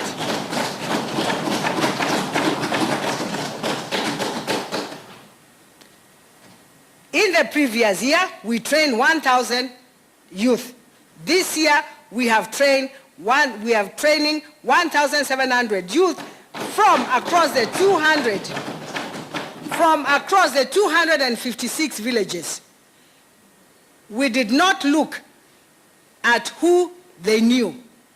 We looked at their willingness to serve. We trained them. We disciplined them. We gave them skills. The ones that we gave them skills in plumbing, masonry, and ICT. Upon graduation, we gave them startup kits worth 15 million. We are job creators, not job seekers. These young people are now building our county. And the others are in college. The others are continuing the training. Sports of Machakos is no longer just a pastime. It is a multi-million shilling industry and a viable career path. We are building ecosystem that scouts talent at the world level and projects into the global stage. Governor Ovinya's Cup talent pipeline. The Governor Ovinya Cup has become a phenomenon of discipline and investments.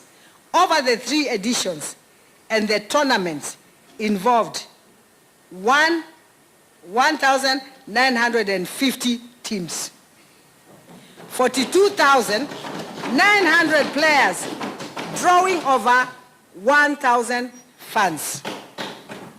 We have awarded over 34 million in prize money. Monitoring reports confirm that winning teams are investing these funds into enterprise that uplift the entire communities. The 3rd edition integrated greening into sports, resulting in a planting of 4,000 trees across the county. Madam Speaker and honorable members, our scouting system is yielding tangible results. We celebrate Kwandanze girls volleyball team, who we facilitated to become African champions. In Morocco, our football scouting has seen players transition from local clubs to national premier leagues and even international prospects. For instance,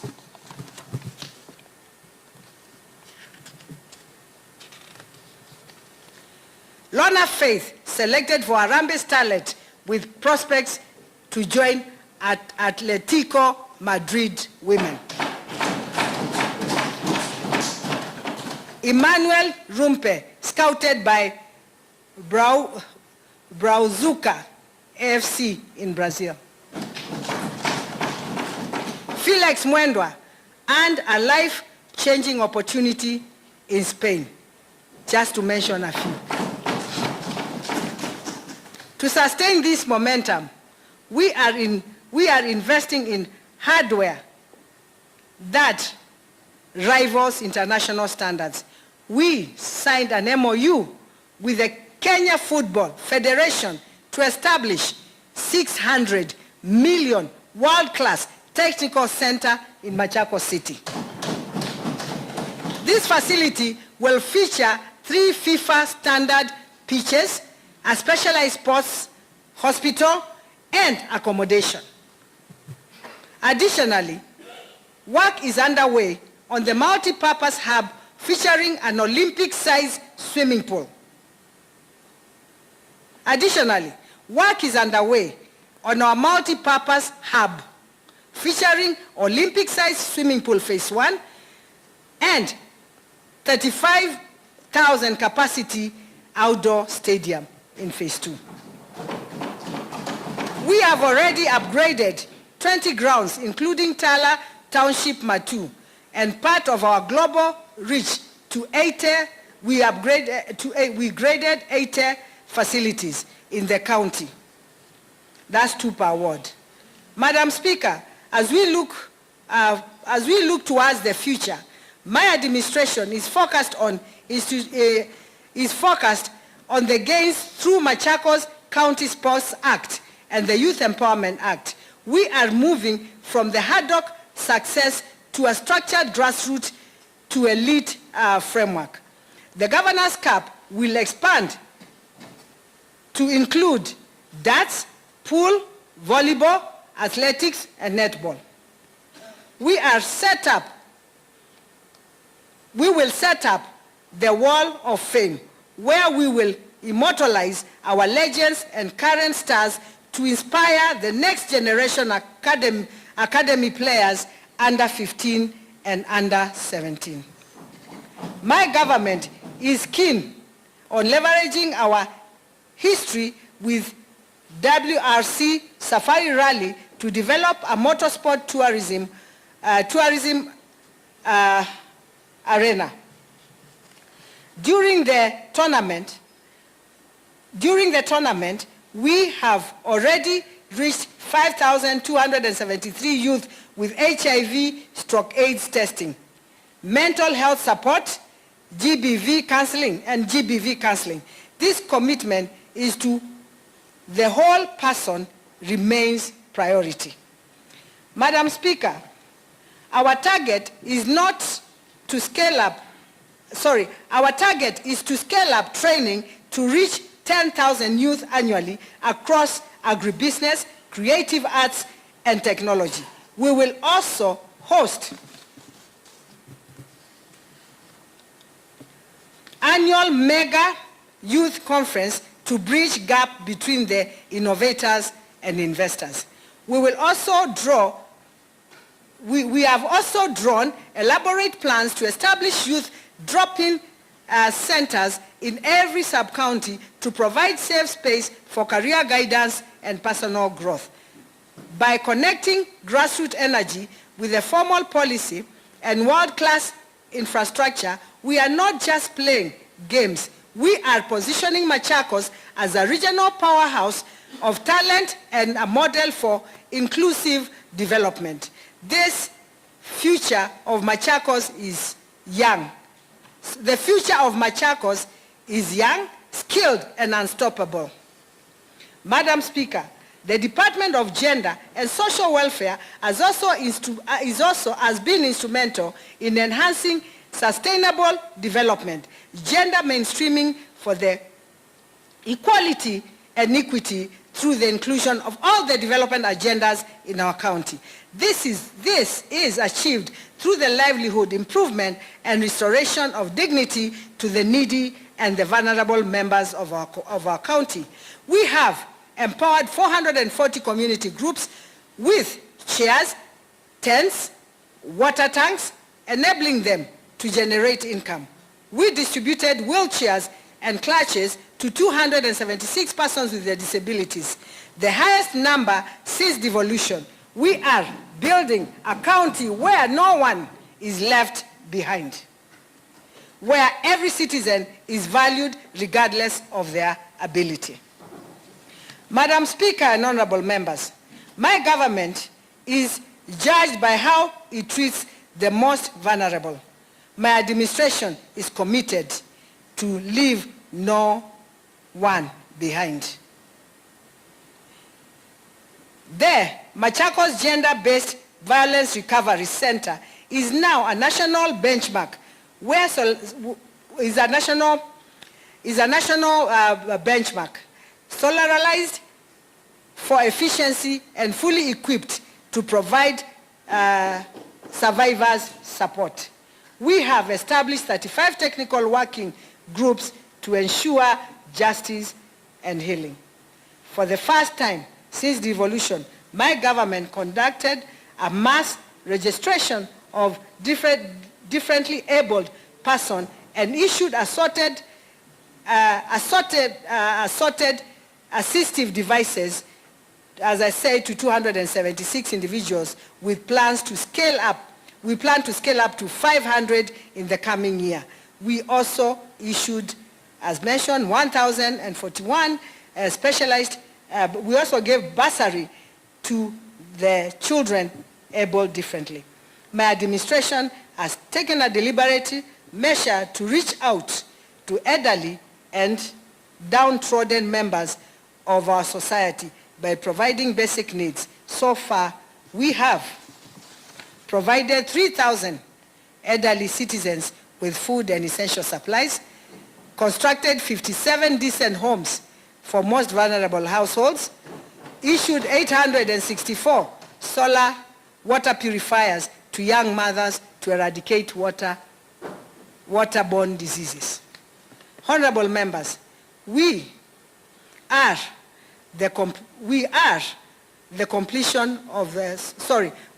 nearing the completion of Mavoko and Athi River Social Hall. These modern hubs are not merely buildings. They are grassroots engines for civic engagement, cultural expression, and the delivery of county services.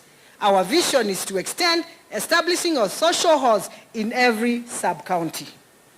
In the financial year 2024-2025, we successfully trained also 400 youth in e-commerce, 400 youth in motorcycle riding, and 400 youth in vehicle driving, providing them with licenses necessary flourish in the transport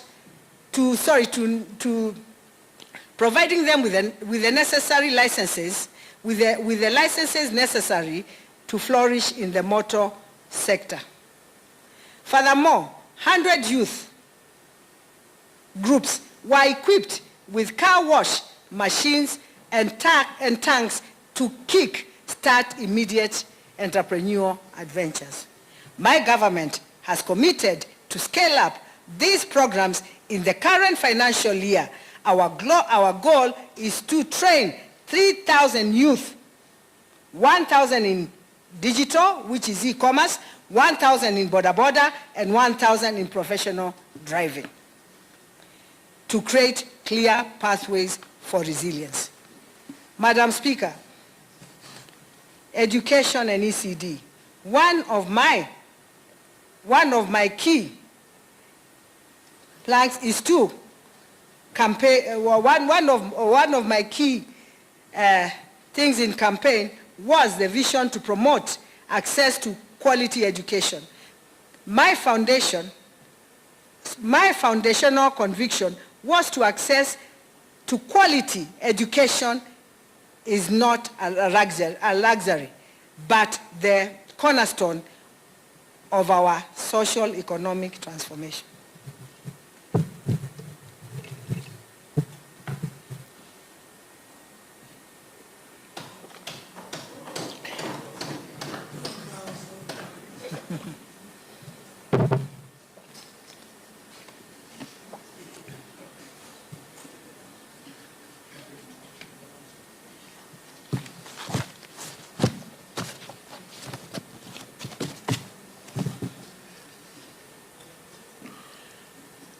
Madam Speaker and honorable members, one of my key plans of campaign was the vision to promote access to quality education.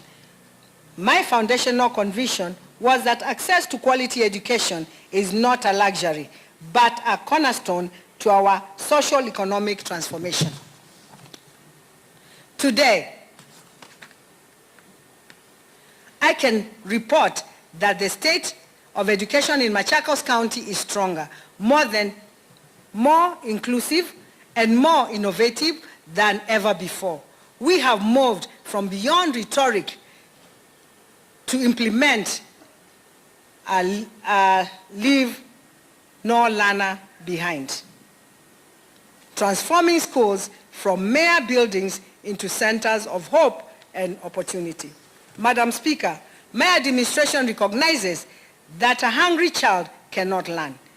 To ensure our youngest citizens reach their full potential, we institutionalized the Early Childhood Development and Education, ECD, feeding program. Since 2023, our learners have received milk twice weekly and nutritious daily regime of rice and beans. The impact was immediate and profound. Enrollment skyrocketed from 34,720 in 2023 to 42,522 in 2026, a staggering of 22% in growth. A case in point is Ngwata ECD Center in Mulolong, where enrollment surged from 40 children to 100 learners, almost overnight. This is concrete proof that when a government removes barriers to access, our families respond. Madam Speaker, beyond nutrition, we are building the hardware of early learning. In 3 years, we have established 26 new ECD centers across all the 9 sub-counties. Further, we have aligned our budget to construct 130 new classrooms and renovate 28 existing structures in the coming cycle. Through the strategic partnership, we have digitized our ECD centers, through our strategic partner, we have digitized our ECD centers. Teachers have been issued with tablets. Over 2,500 educators have been trained in competence-based education, CBE, and digital literacy, ensuring that our children are competitive in the 21st century global economy. Under the previous regime, the county bursary program was a shadow of what it should have been, underfunded at about 40 million shillings and plagued by poor management. We changed that. We doubled the allocation to 80 in our first year and further increased to 120 million annually. I am proud to announce that we are now targeting 160 million. To ensure no bright child is dimmed by poverty.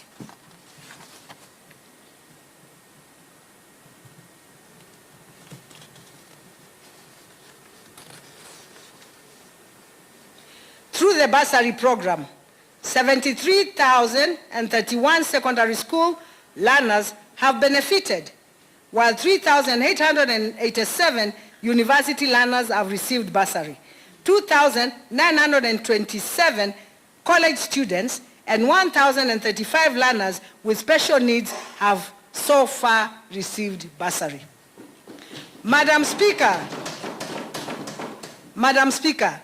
for the decades, Machakos lacked formal daycare, forcing mothers to choose between work and safety for their children. Today, in collaboration with partners, we have launched 3 flagship daycare centers. The Machakos, the Matu Center are already operational, providing a safe haven for 260 children, enabling their parents to participate fully in the workforce. Furthermore, we are finalizing a comprehensive scheme of service for ECD teachers. No longer will our educators be stagnated in one single job group. We are creating clear career pathways to ensure those who mold our children's minds are motivated, respected, and properly compensated. Honorable members, our youth are the heartbeat of Machakos. To protect them from the despair of unemployment, we have modernized our 43 vocational training centers, the VCTs. My administration has established a center of excellence in every sub-county, including new hubs in Chevaloki, Athi River, and Masinga. These centers are now equipped with modern workshop, dormitories, and even heavy-duty trucks for professional driving classes. For over the past 3 years, 7,137 trainees have enrolled in market-driven courses. From these market-driven courses, from mechanics and welding to ICT and beauty therapy. Machakos Youth Service, MYS, a new dawn. The Machakos Youth Service is perhaps our most transformative intervention. It is a 4-stage journey designed to turn vulnerability into leadership. The first step, boot camp. Instilling discipline, patriotism, and mindset change. Number 2, specialized training in 10 technical fields at our centers of excellence. Number 3, certification, trade testing to meet in national industrial standards. Number 4, community service. Trainees earn a stipend of 4,700 while cleaning our towns and conserving our environment, culminating in graduation with a startup kit to launch their own businesses. The financial year 2024-2025, we enrolled 1,000 youth. This year, that number grew to 1,700. We are on track to recruit 2,500 in the next cycle. We are also adapting the orange economy by introducing courses in content creation, event management, and DJing. Madam Speaker, I have been named among the 100 top influential women in Africa, besides receiving the Voters' Choice 2025 Award of the Youth Empowerment. We have also been ranked the top 7 performing counties in automation of citizen service delivery among top 2 in the employment creation in incentives by Vision 2030 Delivery Secretariat. You realize that these are not just personal accolades, but rather collective achievements that cannot be unnoticed. These are certificates of approval for the work we have done together as a county. My administration is not just building classrooms. We are building a legacy. We are not just giving bursary. We are restoring dignity. We are not just training youth. We are powering the now and the future of Machakos.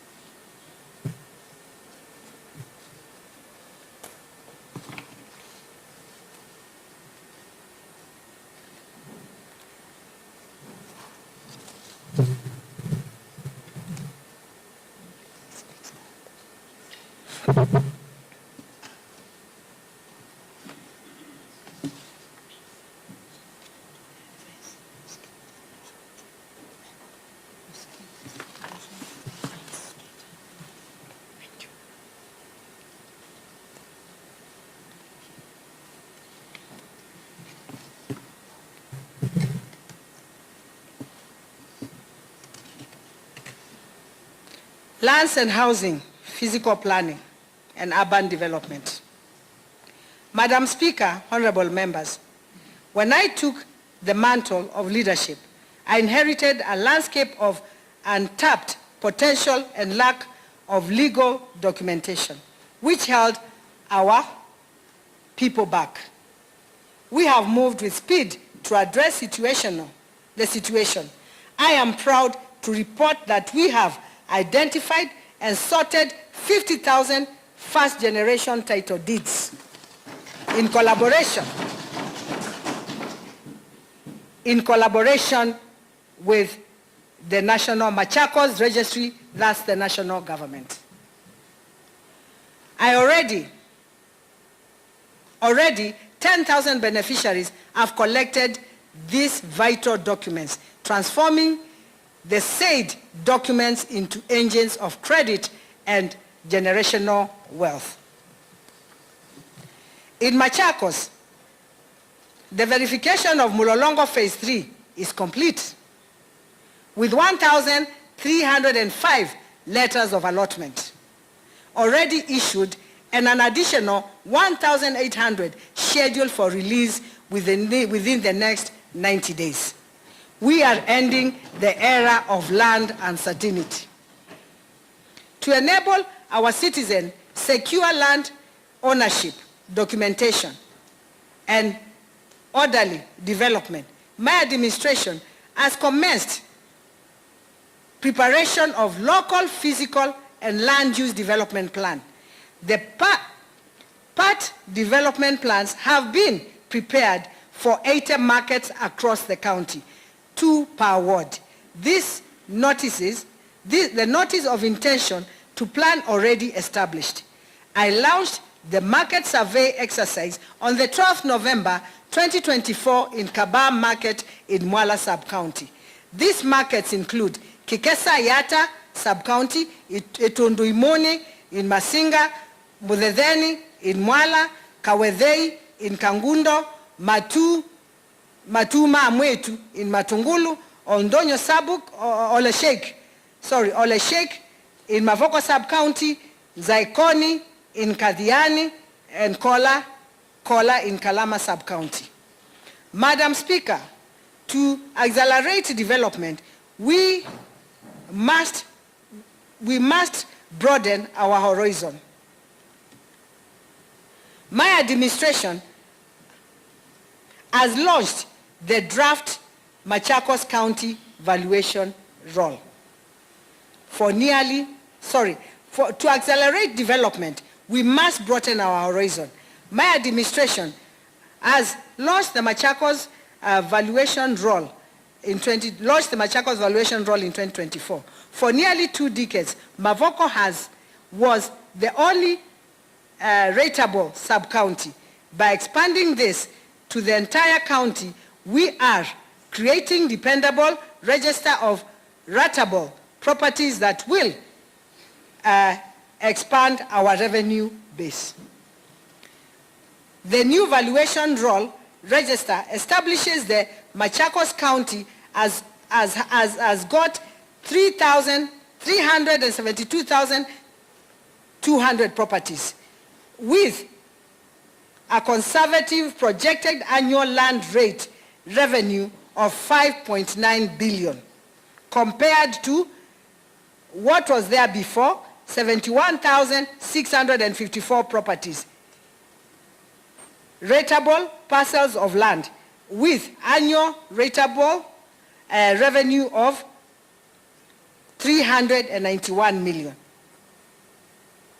We are the first administration to initiate 10-year county spatial plan.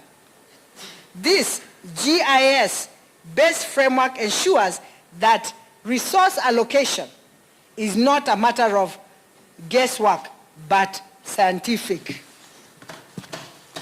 planning. We have already prepared part development plans for 80 markets across the county, 2 per ward, ensuring traders, for example, I've given you the examples of the ones that I did, Kolam, Matu, and beyond, in the structured planned environment. Madam Speaker and honorable members, my vision for modern administrative hubs is becoming a reality. We have approved sites for world-class institutions, including I'm thinking of hospital, ultra-modern football, Kenya,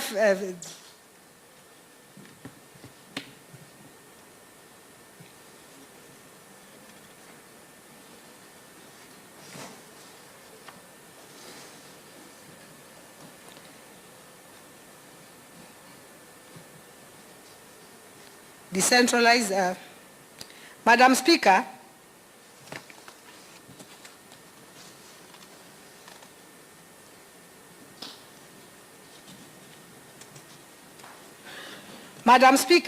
the Department of Public Works has been operating from a condemned building in the demotivated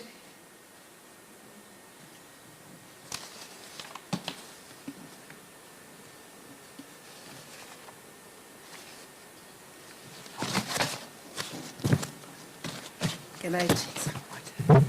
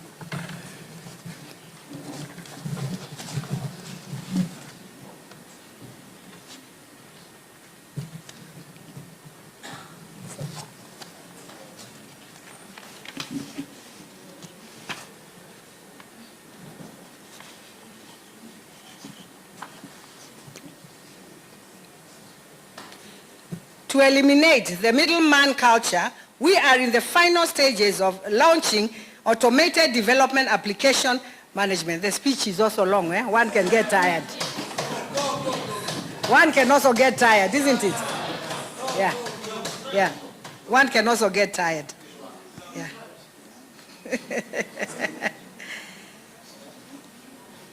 And it's my first one. To eliminate the middleman culture, we are in the final stages of launching automated development application management systems, ADAMS. This portal will make building approval and land application transparent, efficient, and accountable. We have transitioned from the county with only 4 surveyors to 4 planners to a robust department of 34 new technical professionals, manning lands offices in all the sub-counties. We are championing the opening of land registries in Niata and Mavoko to bring services closer to the people. We are also just planning for the next, we are not just planning for the next election. We are planning for the next generation. And I want to know that. We are not just planning for the next election. We are planning for the next generation. We are building a Machakos where every citizen has a title in their pocket, a plan for their land, and a roof over their heads. To enhance sustainable solid waste management, we have designed and implemented a community cleanup exercise dubbed Ngarisha Mtaa. This is now for urban, yeah, with over 3,000 women, with engaged over 3,000 women and youth annually creating employment creating employment. Initiated in the process of outsourcing waste management across the 3 county municipalities to ensure that efficiency, professionalism, and service delivery is key. I'm saying we have initiated the process of outsourcing waste collect across the 3 municipalities. This is to ensure efficiency, professionalism, and service delivery, since garbage collection is not our core business. We have entered into a memorandum of understanding with institutions such as Uwezo College, Machakos Institute of Technology, and Machakos University, and Kenya Red Cross Society to participate in regular cleanups for days and strengthen technical capacity, innovation, and community engagement in waste management. Madam Speaker, the Department of Public Works has also been operating on condemned building, resulting in demotivated staff. The vital infrastructure projects had been paralyzed for a decade due to non-payments. In the energy sector, we are focused on critical empowerment management, where 80%, I'm talking about lights now. In the light industry, in our lighting department,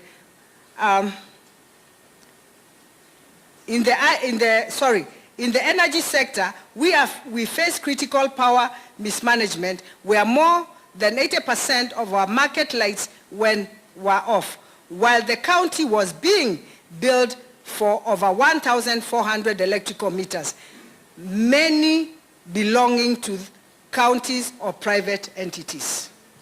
Today, I can confidently state that my government has turned that legacy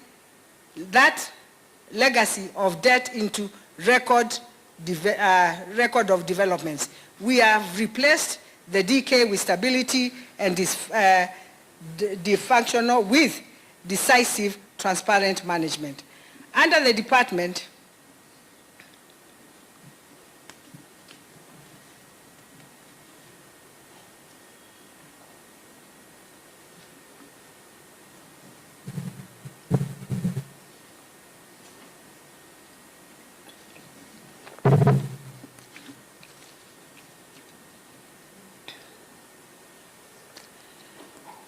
again, as under the Department of Public Works, my administration has successfully designed and supervised 267 projects across all departments.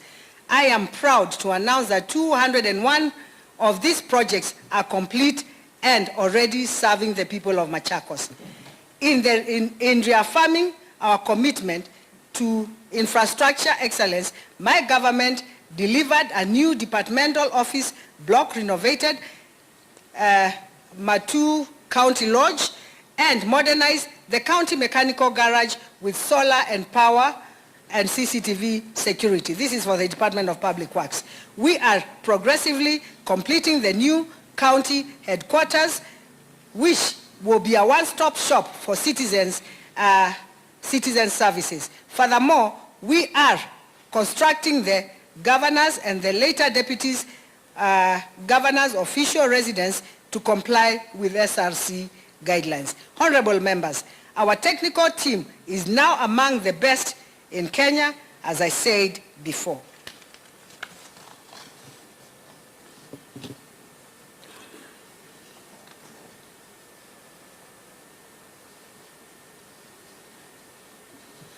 Madam Speaker, I would like to touch something more also on lighting.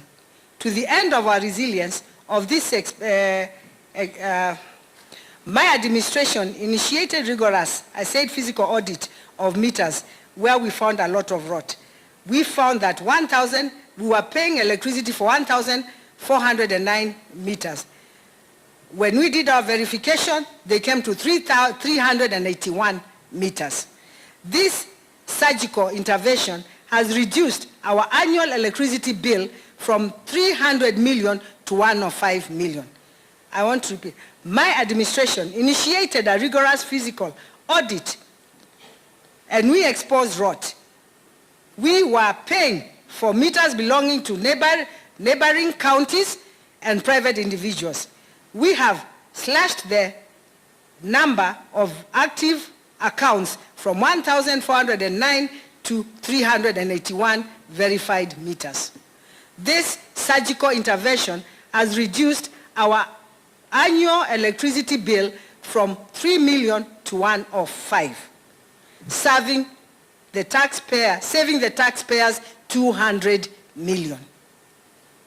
We have already settled 151 million in obligation, including the total inherited Kenya power and lighting bills.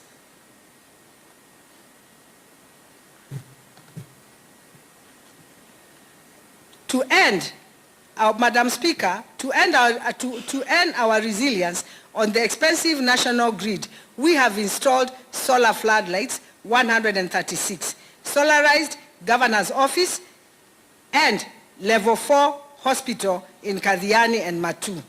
Initiated public and private partnership to construct a solar plant in the Machakos city to generate and offset the future bills. My vision for energy is not limited to urban centers. Through the Matching Fund program with REREC, we have mapped 56 villages benefiting 3,185 households from transformer maximization over the next 5 years. To date, we have already connected 422 households in Mavoko, Kadhiani, Yatta, and Masinga. Furthermore, we have distributed 2,000 clean cooking stoves across all the 40 wards to protect the health of our mothers and our environment. To ensure these gains are permanent, my administration is developing 3 foundational blueprints: the County Energy Plan, the Clean Sustainable Energy Policy, and the County Works Policy. Madam Speaker and honorable members, when I assumed leadership of this great county in 2022, I inherited a public service in crisis. Coordination was an alien concept. Departments operated as isolated islands. Accountability was distant memory.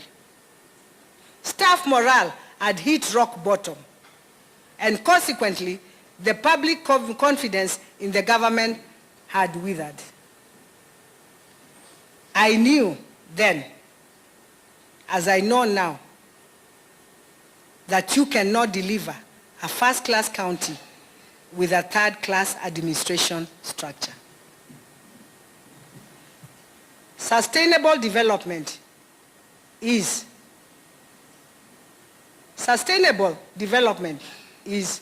impossible without a motivated, disciplined, and professional workforce. Today, I am proud to report that we have restored order. We have moved from culture of apathy to a culture of excellence. Policy and institutional reforms. Governance is not about guesswork. It is about frameworks. My administration has developed and operationalized 9 transformative policy frameworks and comprehensive citizen service delivery charters. These instruments, covering everything from human resource procedures, sessional management, to sexual harassment policies, have been brought to decorum at the workplace. For the first time, our staff have a clear path for growth. Our citizens have the benchmark to hold us accountable. We have replaced the silo mentality with a standardized, transparent system that ensures every officer knows their duty and every citizen knows their right. Verification of certificates exercise. Madam Speaker, sir. Oh, Madam Speaker. Madam Speaker, sir. Our government is only credible as the people who serve in it. In alignment with the resolution of the SRC 3rd Wage Bill Conference in 2024, I commissioned a comprehensive audit of our staff to authenticate certificates. Primary and secondary school, we submitted 7,930 certificates to NEC for authentication, exposing 122 documents, fraudulent documents so far. Higher education, we submitted 3,995 college and university certificates, 86 institutions and 86 institutions. From there, the 1,129 responses received so far 19 fake certificates were identified. My government has already completed disciplinary procedures for the affected staff, resulting in the termination of their employment. We are sending a clear message in the Machakos Public Service that there is no room for shortcuts. We value competence, not counterfeit credentials. Staff welfare. Honorable members, a motivated workforce is a productive workforce. My administration has ended an era of injustice regarding staff benefits. On medical and WIBA coverage, we inherited a staggering 40 million in claims from 2015 to 2022 because a WIBA cover simply did not exist. This was an injustice to our workers.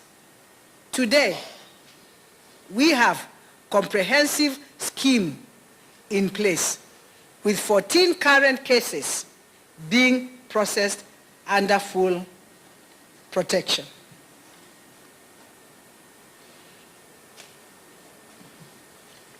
For the first time also in our county, we have provided benevolent support for 82 staff beneficiaries amounting to 6.5 million. Dignity in retirement.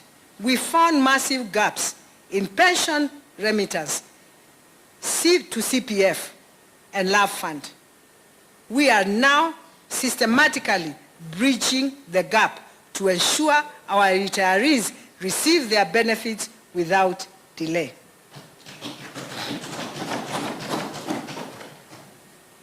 Reliability. The days of persistent salary delays are over. We have prioritized timely payments and consistent remittance of statutory deduction because a worker is worthy of their hire. Training. One of the major gaps I identified after assuming office was glaring inconsistency in the staff development in the public service. Consequently, my government initiated the following.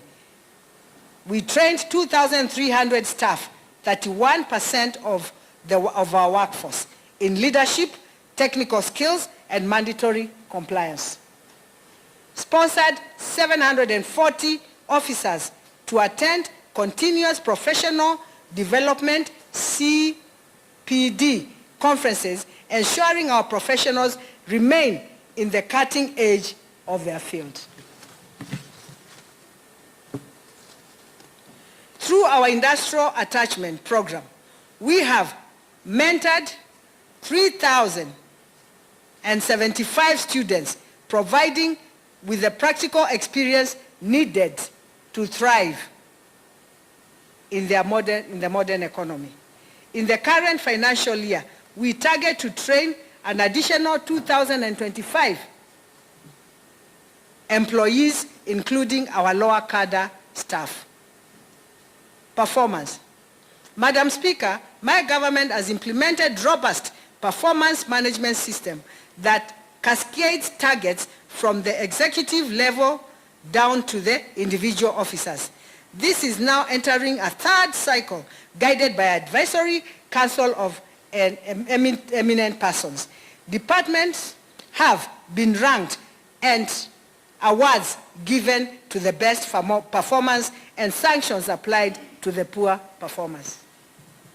Further to this, my administration is currently rolling out integrated online performance platform to digitize appraisals and tracking. Staff promotions.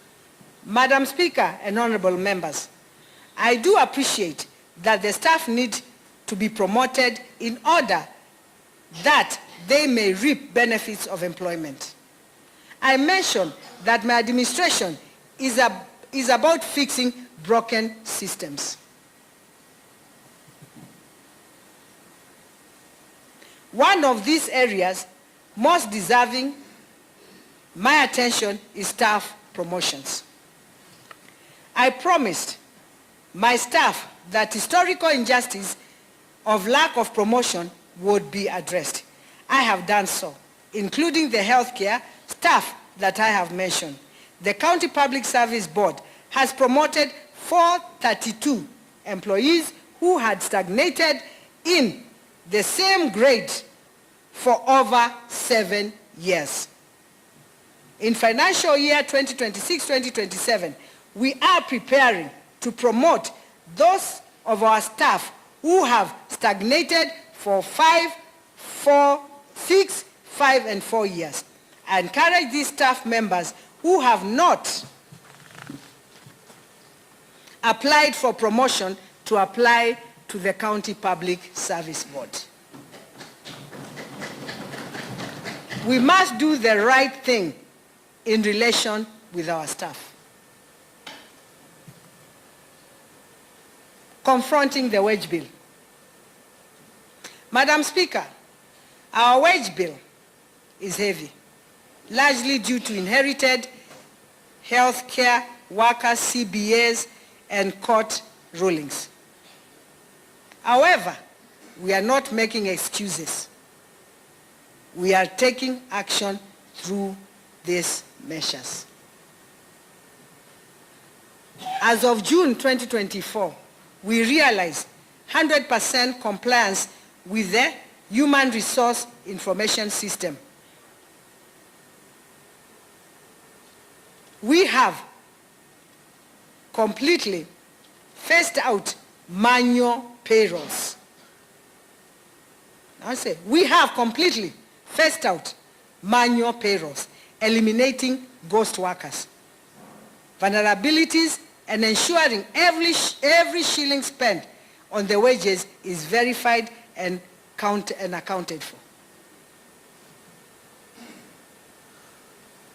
Automating own source revenue to increase the denominators in our fiscal equation. Madam Speaker, we have transitioned from paper-based disorganization past to a secure, digitized, and professional future. We are not just managing a county, we are building a legacy of excellence. We have restored order. In doing so, we have restored hope. In conclusion,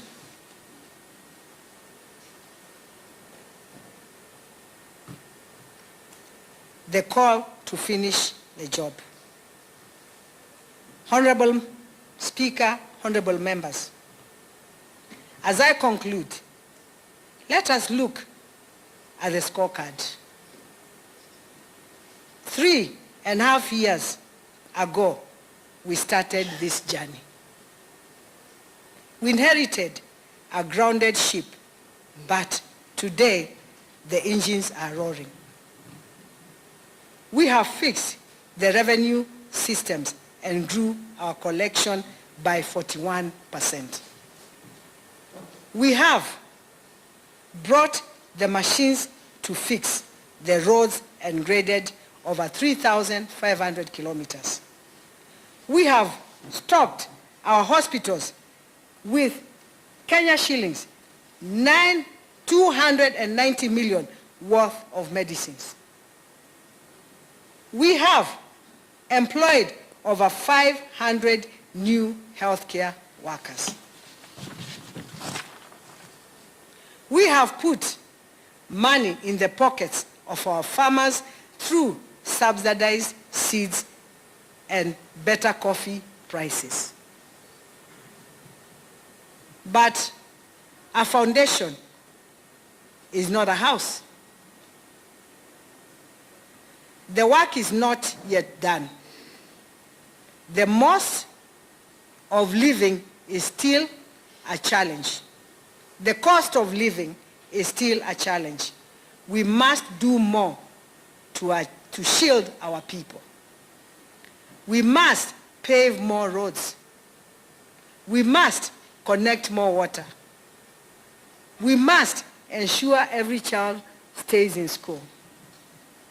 The question before us is simple. Do we stop now, or do we turn back when the vehicle has just started moving? I say no. We have cleared the bush. Now is the time to plant. We must build the walls.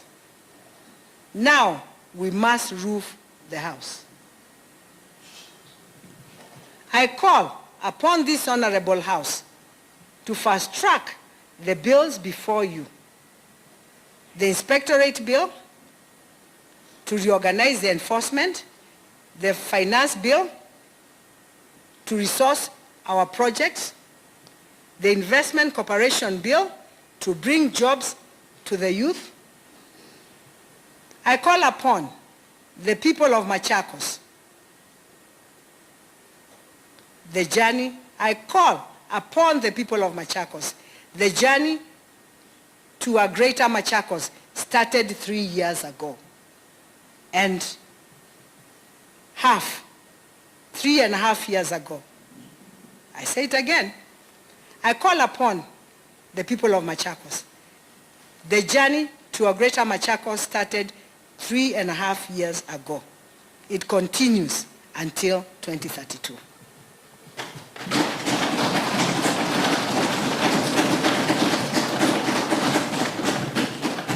We have the vision. We have the vision. We have the competence. We have the track record. Let us finish the job. Thank you. God bless you. God bless Machakos. And God bless Kenya.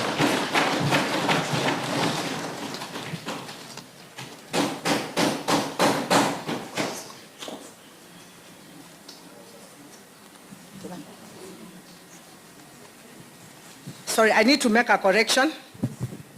I need to make a correction on the, we have graded 3,500 kilometers.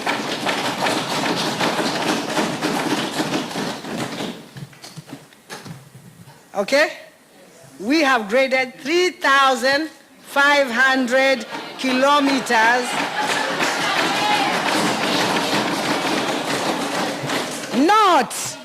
Not 3.5 million kilometers.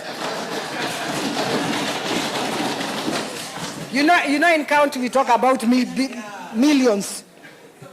There we talk about millions. We reduce our electrical bill from 300 million to 105 million. And not from 3 million as mentioned before. We reduce our electricity bill from 300 million to 105 million, and not from 3 million as mentioned before. Thank you.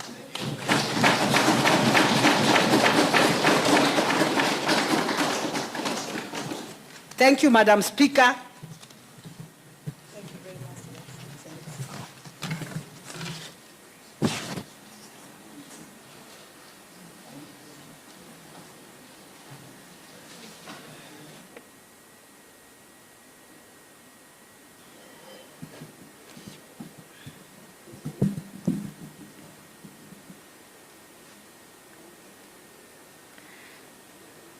I want to take this opportunity to congratulate our governor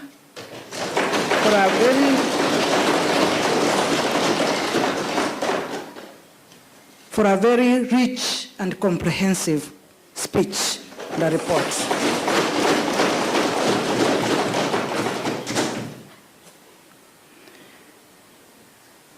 Governor, that is excellent work, and the County Assembly is going to discuss this speech in 4 sittings and deliberate on it. But it was so lengthy, I don't know whether to do it in 4 sittings. Yeah, but the law demands that we do it, debate on it in 4 sittings. We have come to the end of our speech. This speech is not supposed to be debated at all, so we leave at that, and as I said, we shall debate it maybe starting from next week in 4 sittings. So we have come to the end of our sitting today. We shall get out of here and have a photo session, take a photo with all of us, with our governor, immediately after this. So the House adjourns to Tuesday, 3rd March 2026 at 10 a.m. Thank you very much.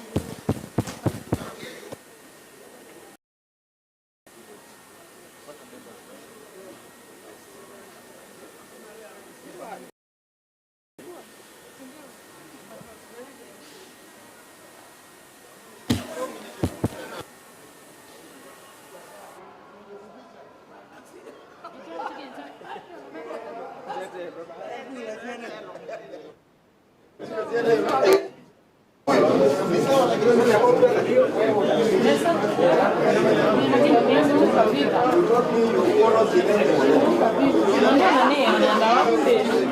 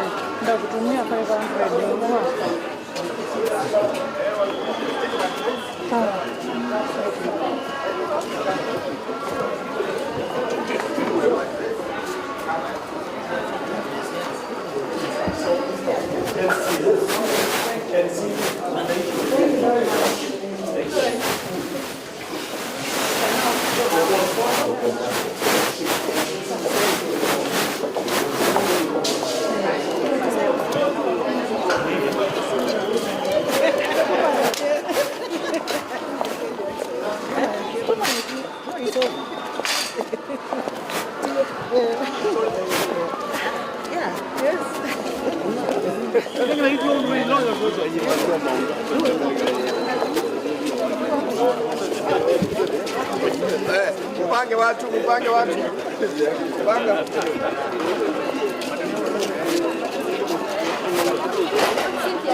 Then, all this thing.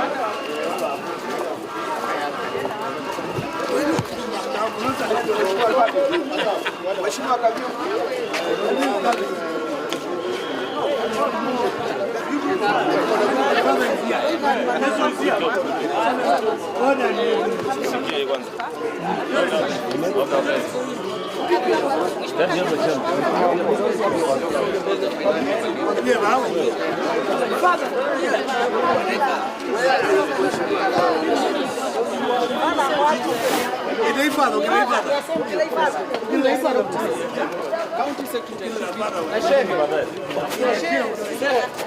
Mheshimiwa Ndeti? Yeah. Oh, sorry.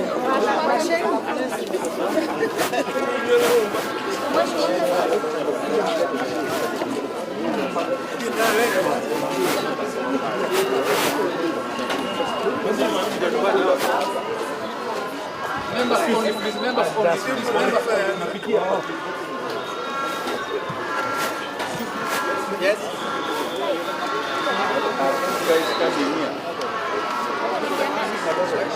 Ayumbe majibu haya, ayumbe wamemwa tu.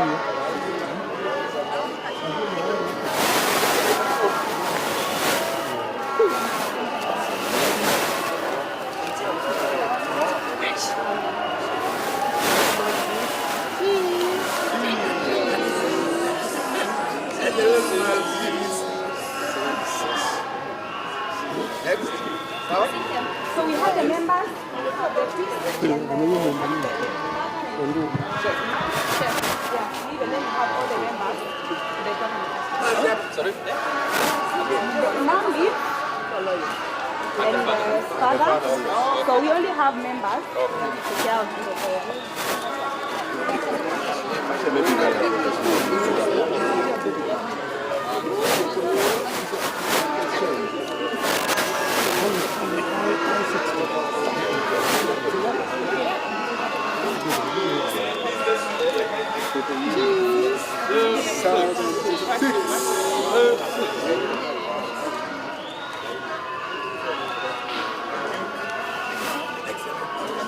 Next. Let's have the CCs join in. The CCs. Tunatoka sisi. Tunabaki ama tunatoka? They are joining you. Haitatosha. Tutakuwa mingi sana. Tutasimama wapi?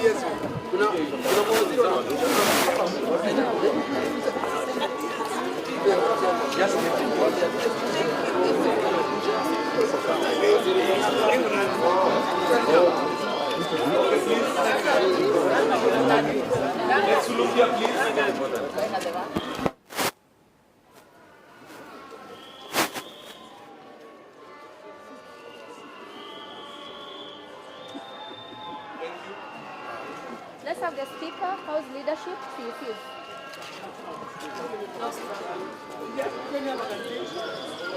And the governor, speaker, House leadership.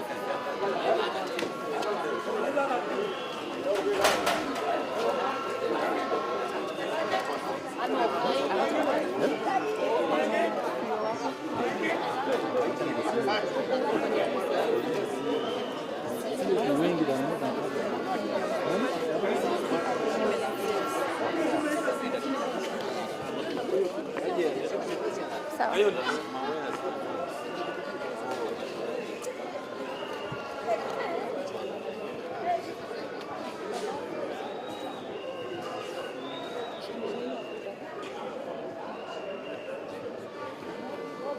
We can have the governor, the speaker, and female. The female. Clutch, father.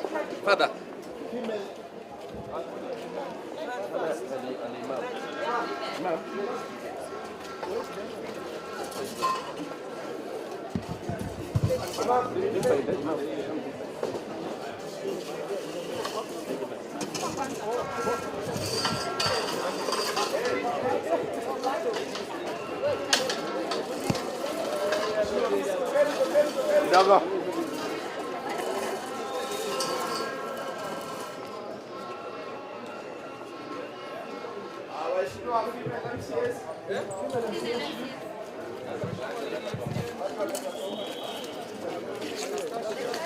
Kilachi.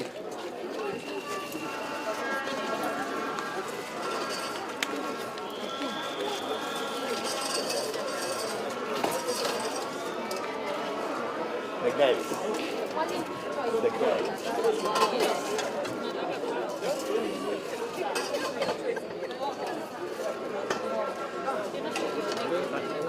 You can have one.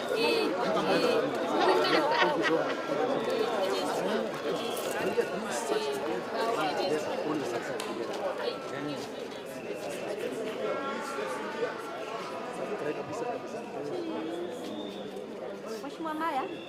Mheshimiwa Maria. Let's have the male and female.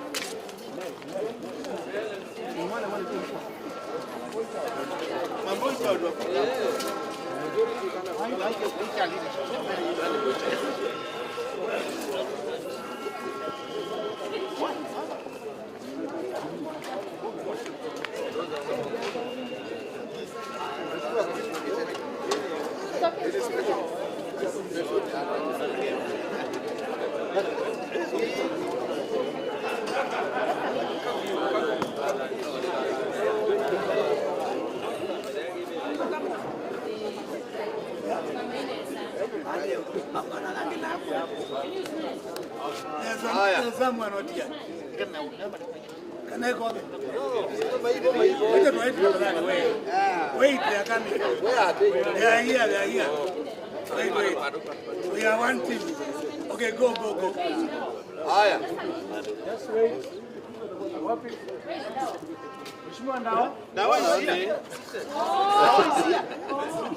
Ndawa is here. 6. Hapo. Only. Yes. I will remove the chair. Only the girls.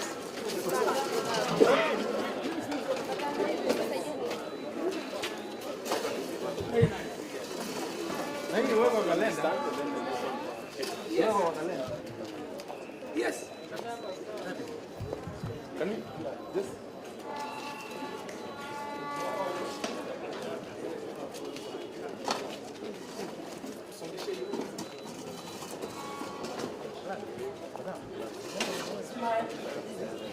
Cheke kidogo.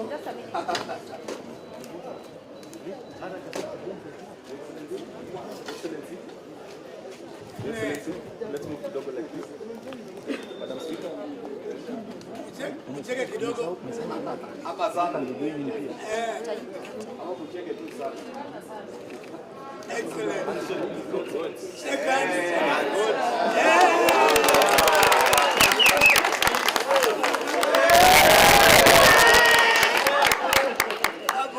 Before that, the last one, the clap. The clap. The governor in the field. Just a step. Yes.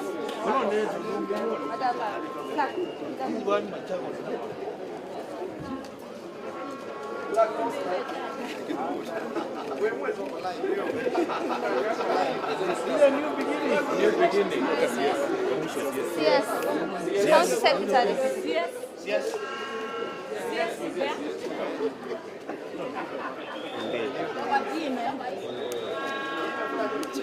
that is the government.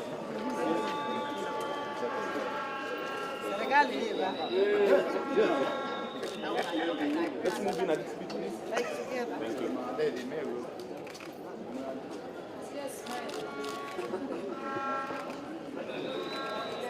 Your unity, guys.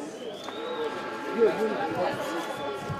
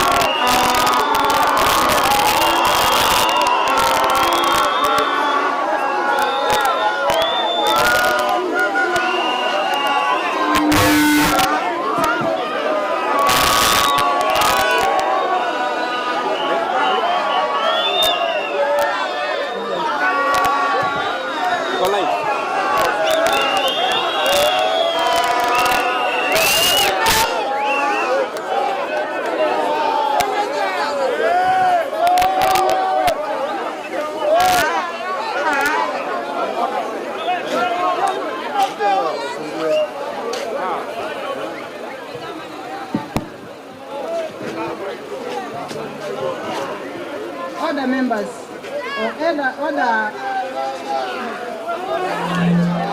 order wananchi, order.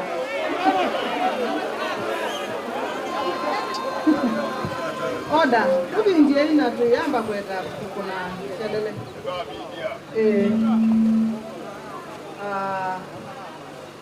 Ni bacha nusionu nulimokie. Ani muatia. Proceeding. Muatia proceeding. Muatia proceeding. Muatia proceeding. assembly kwitikila governor akoka akanengane state of the county address nundu ni miya inenganite kindu cha kwiko na umundu ni wewe muthina witu kwiko ko governor ni watu kethia ba assembly na anengane speeches na nundu mwambia ni mwati ya indasa na isu ya mauseo ikwau yene ndo bikabau ni mutabie niye speaker mbunge ya Masako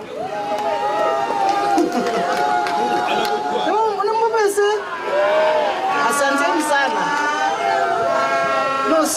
no seo ndo baito na twende omuthukuma mbunge ya Masako yende na uthukuma wananchi nesa kila ward ni represented ni member wa assembly na tuina angi miongweli ala olote ni siama lakini nambo unena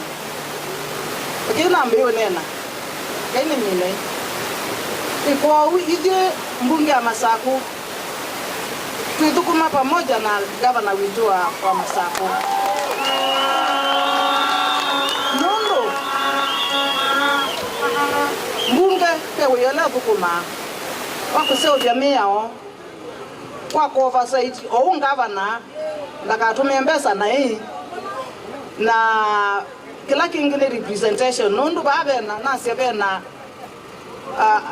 MCS miongwena ala molote ala Masakwitwe na angi miongweli ala Masakwitwe ni siama kwa kwisila MCS 40 na alangi 20 memiongo thandatu county itu ya Masako ni represented kila bandu kwa kila bandu nibabikiwa nikila tuika bandini na idhitu ya siati county ni itu na governor aithukumilangali yangi na itu tuende na mukwata kwoko na kumusupport kwisila miao na kwisila kumoversight kwisila kumoversight wenzengi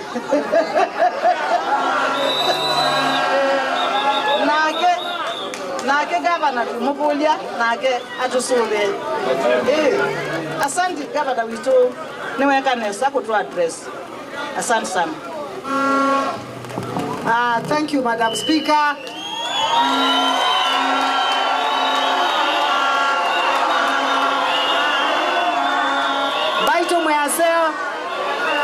Baito mwaseo umundi wi muthenya wakwa wako nengane dini the state of the county na kimiao no lazima nuke county assembly nuke nike hata ninengane na ndo tungia speaker muvea na members make ma county assembly na ndiasia Masakwino ni yito na ye yito no tuthukuma imwe ti atie miao speaker atie miao na kwani atie chao tisawa nikaenda Masakwithi chao na cha muhimu ni kusapotiana weani tiwa tusapotiane weani ni musapoti na kayika hata aini support nikaenda Masakwithi tu isonge na chao nambe kwa niendo mutungi ya mubea na ndiasia muya wa Machakos Youth Service nina mwete iye na ni wabe tukethisia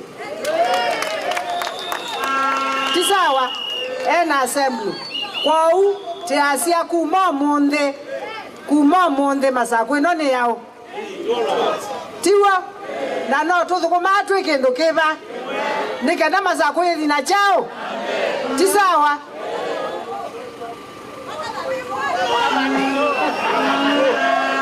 waka dhati chao tisawa kwa umba ito ni mubea ngaya mwazimandia siya mwate ya proceedings wanakawiyenda zae na vanoe ya lakini usu tiwawe ya mwanengie kwa unienda siya ni mubea ngaya mwazime Masakwino ni yito tutembe twikindu kimwe nikenda Masakwino yende na chao na development ndu yende na development na ndimo kulia maito ewe Muikia bau inyo mwe mutwaite hata. Mwe mutwaite hata. Mwe mutwaite hata. Mwe mutwaite neza. Tiende na uthukuma. Asanti Ngai na mwathime.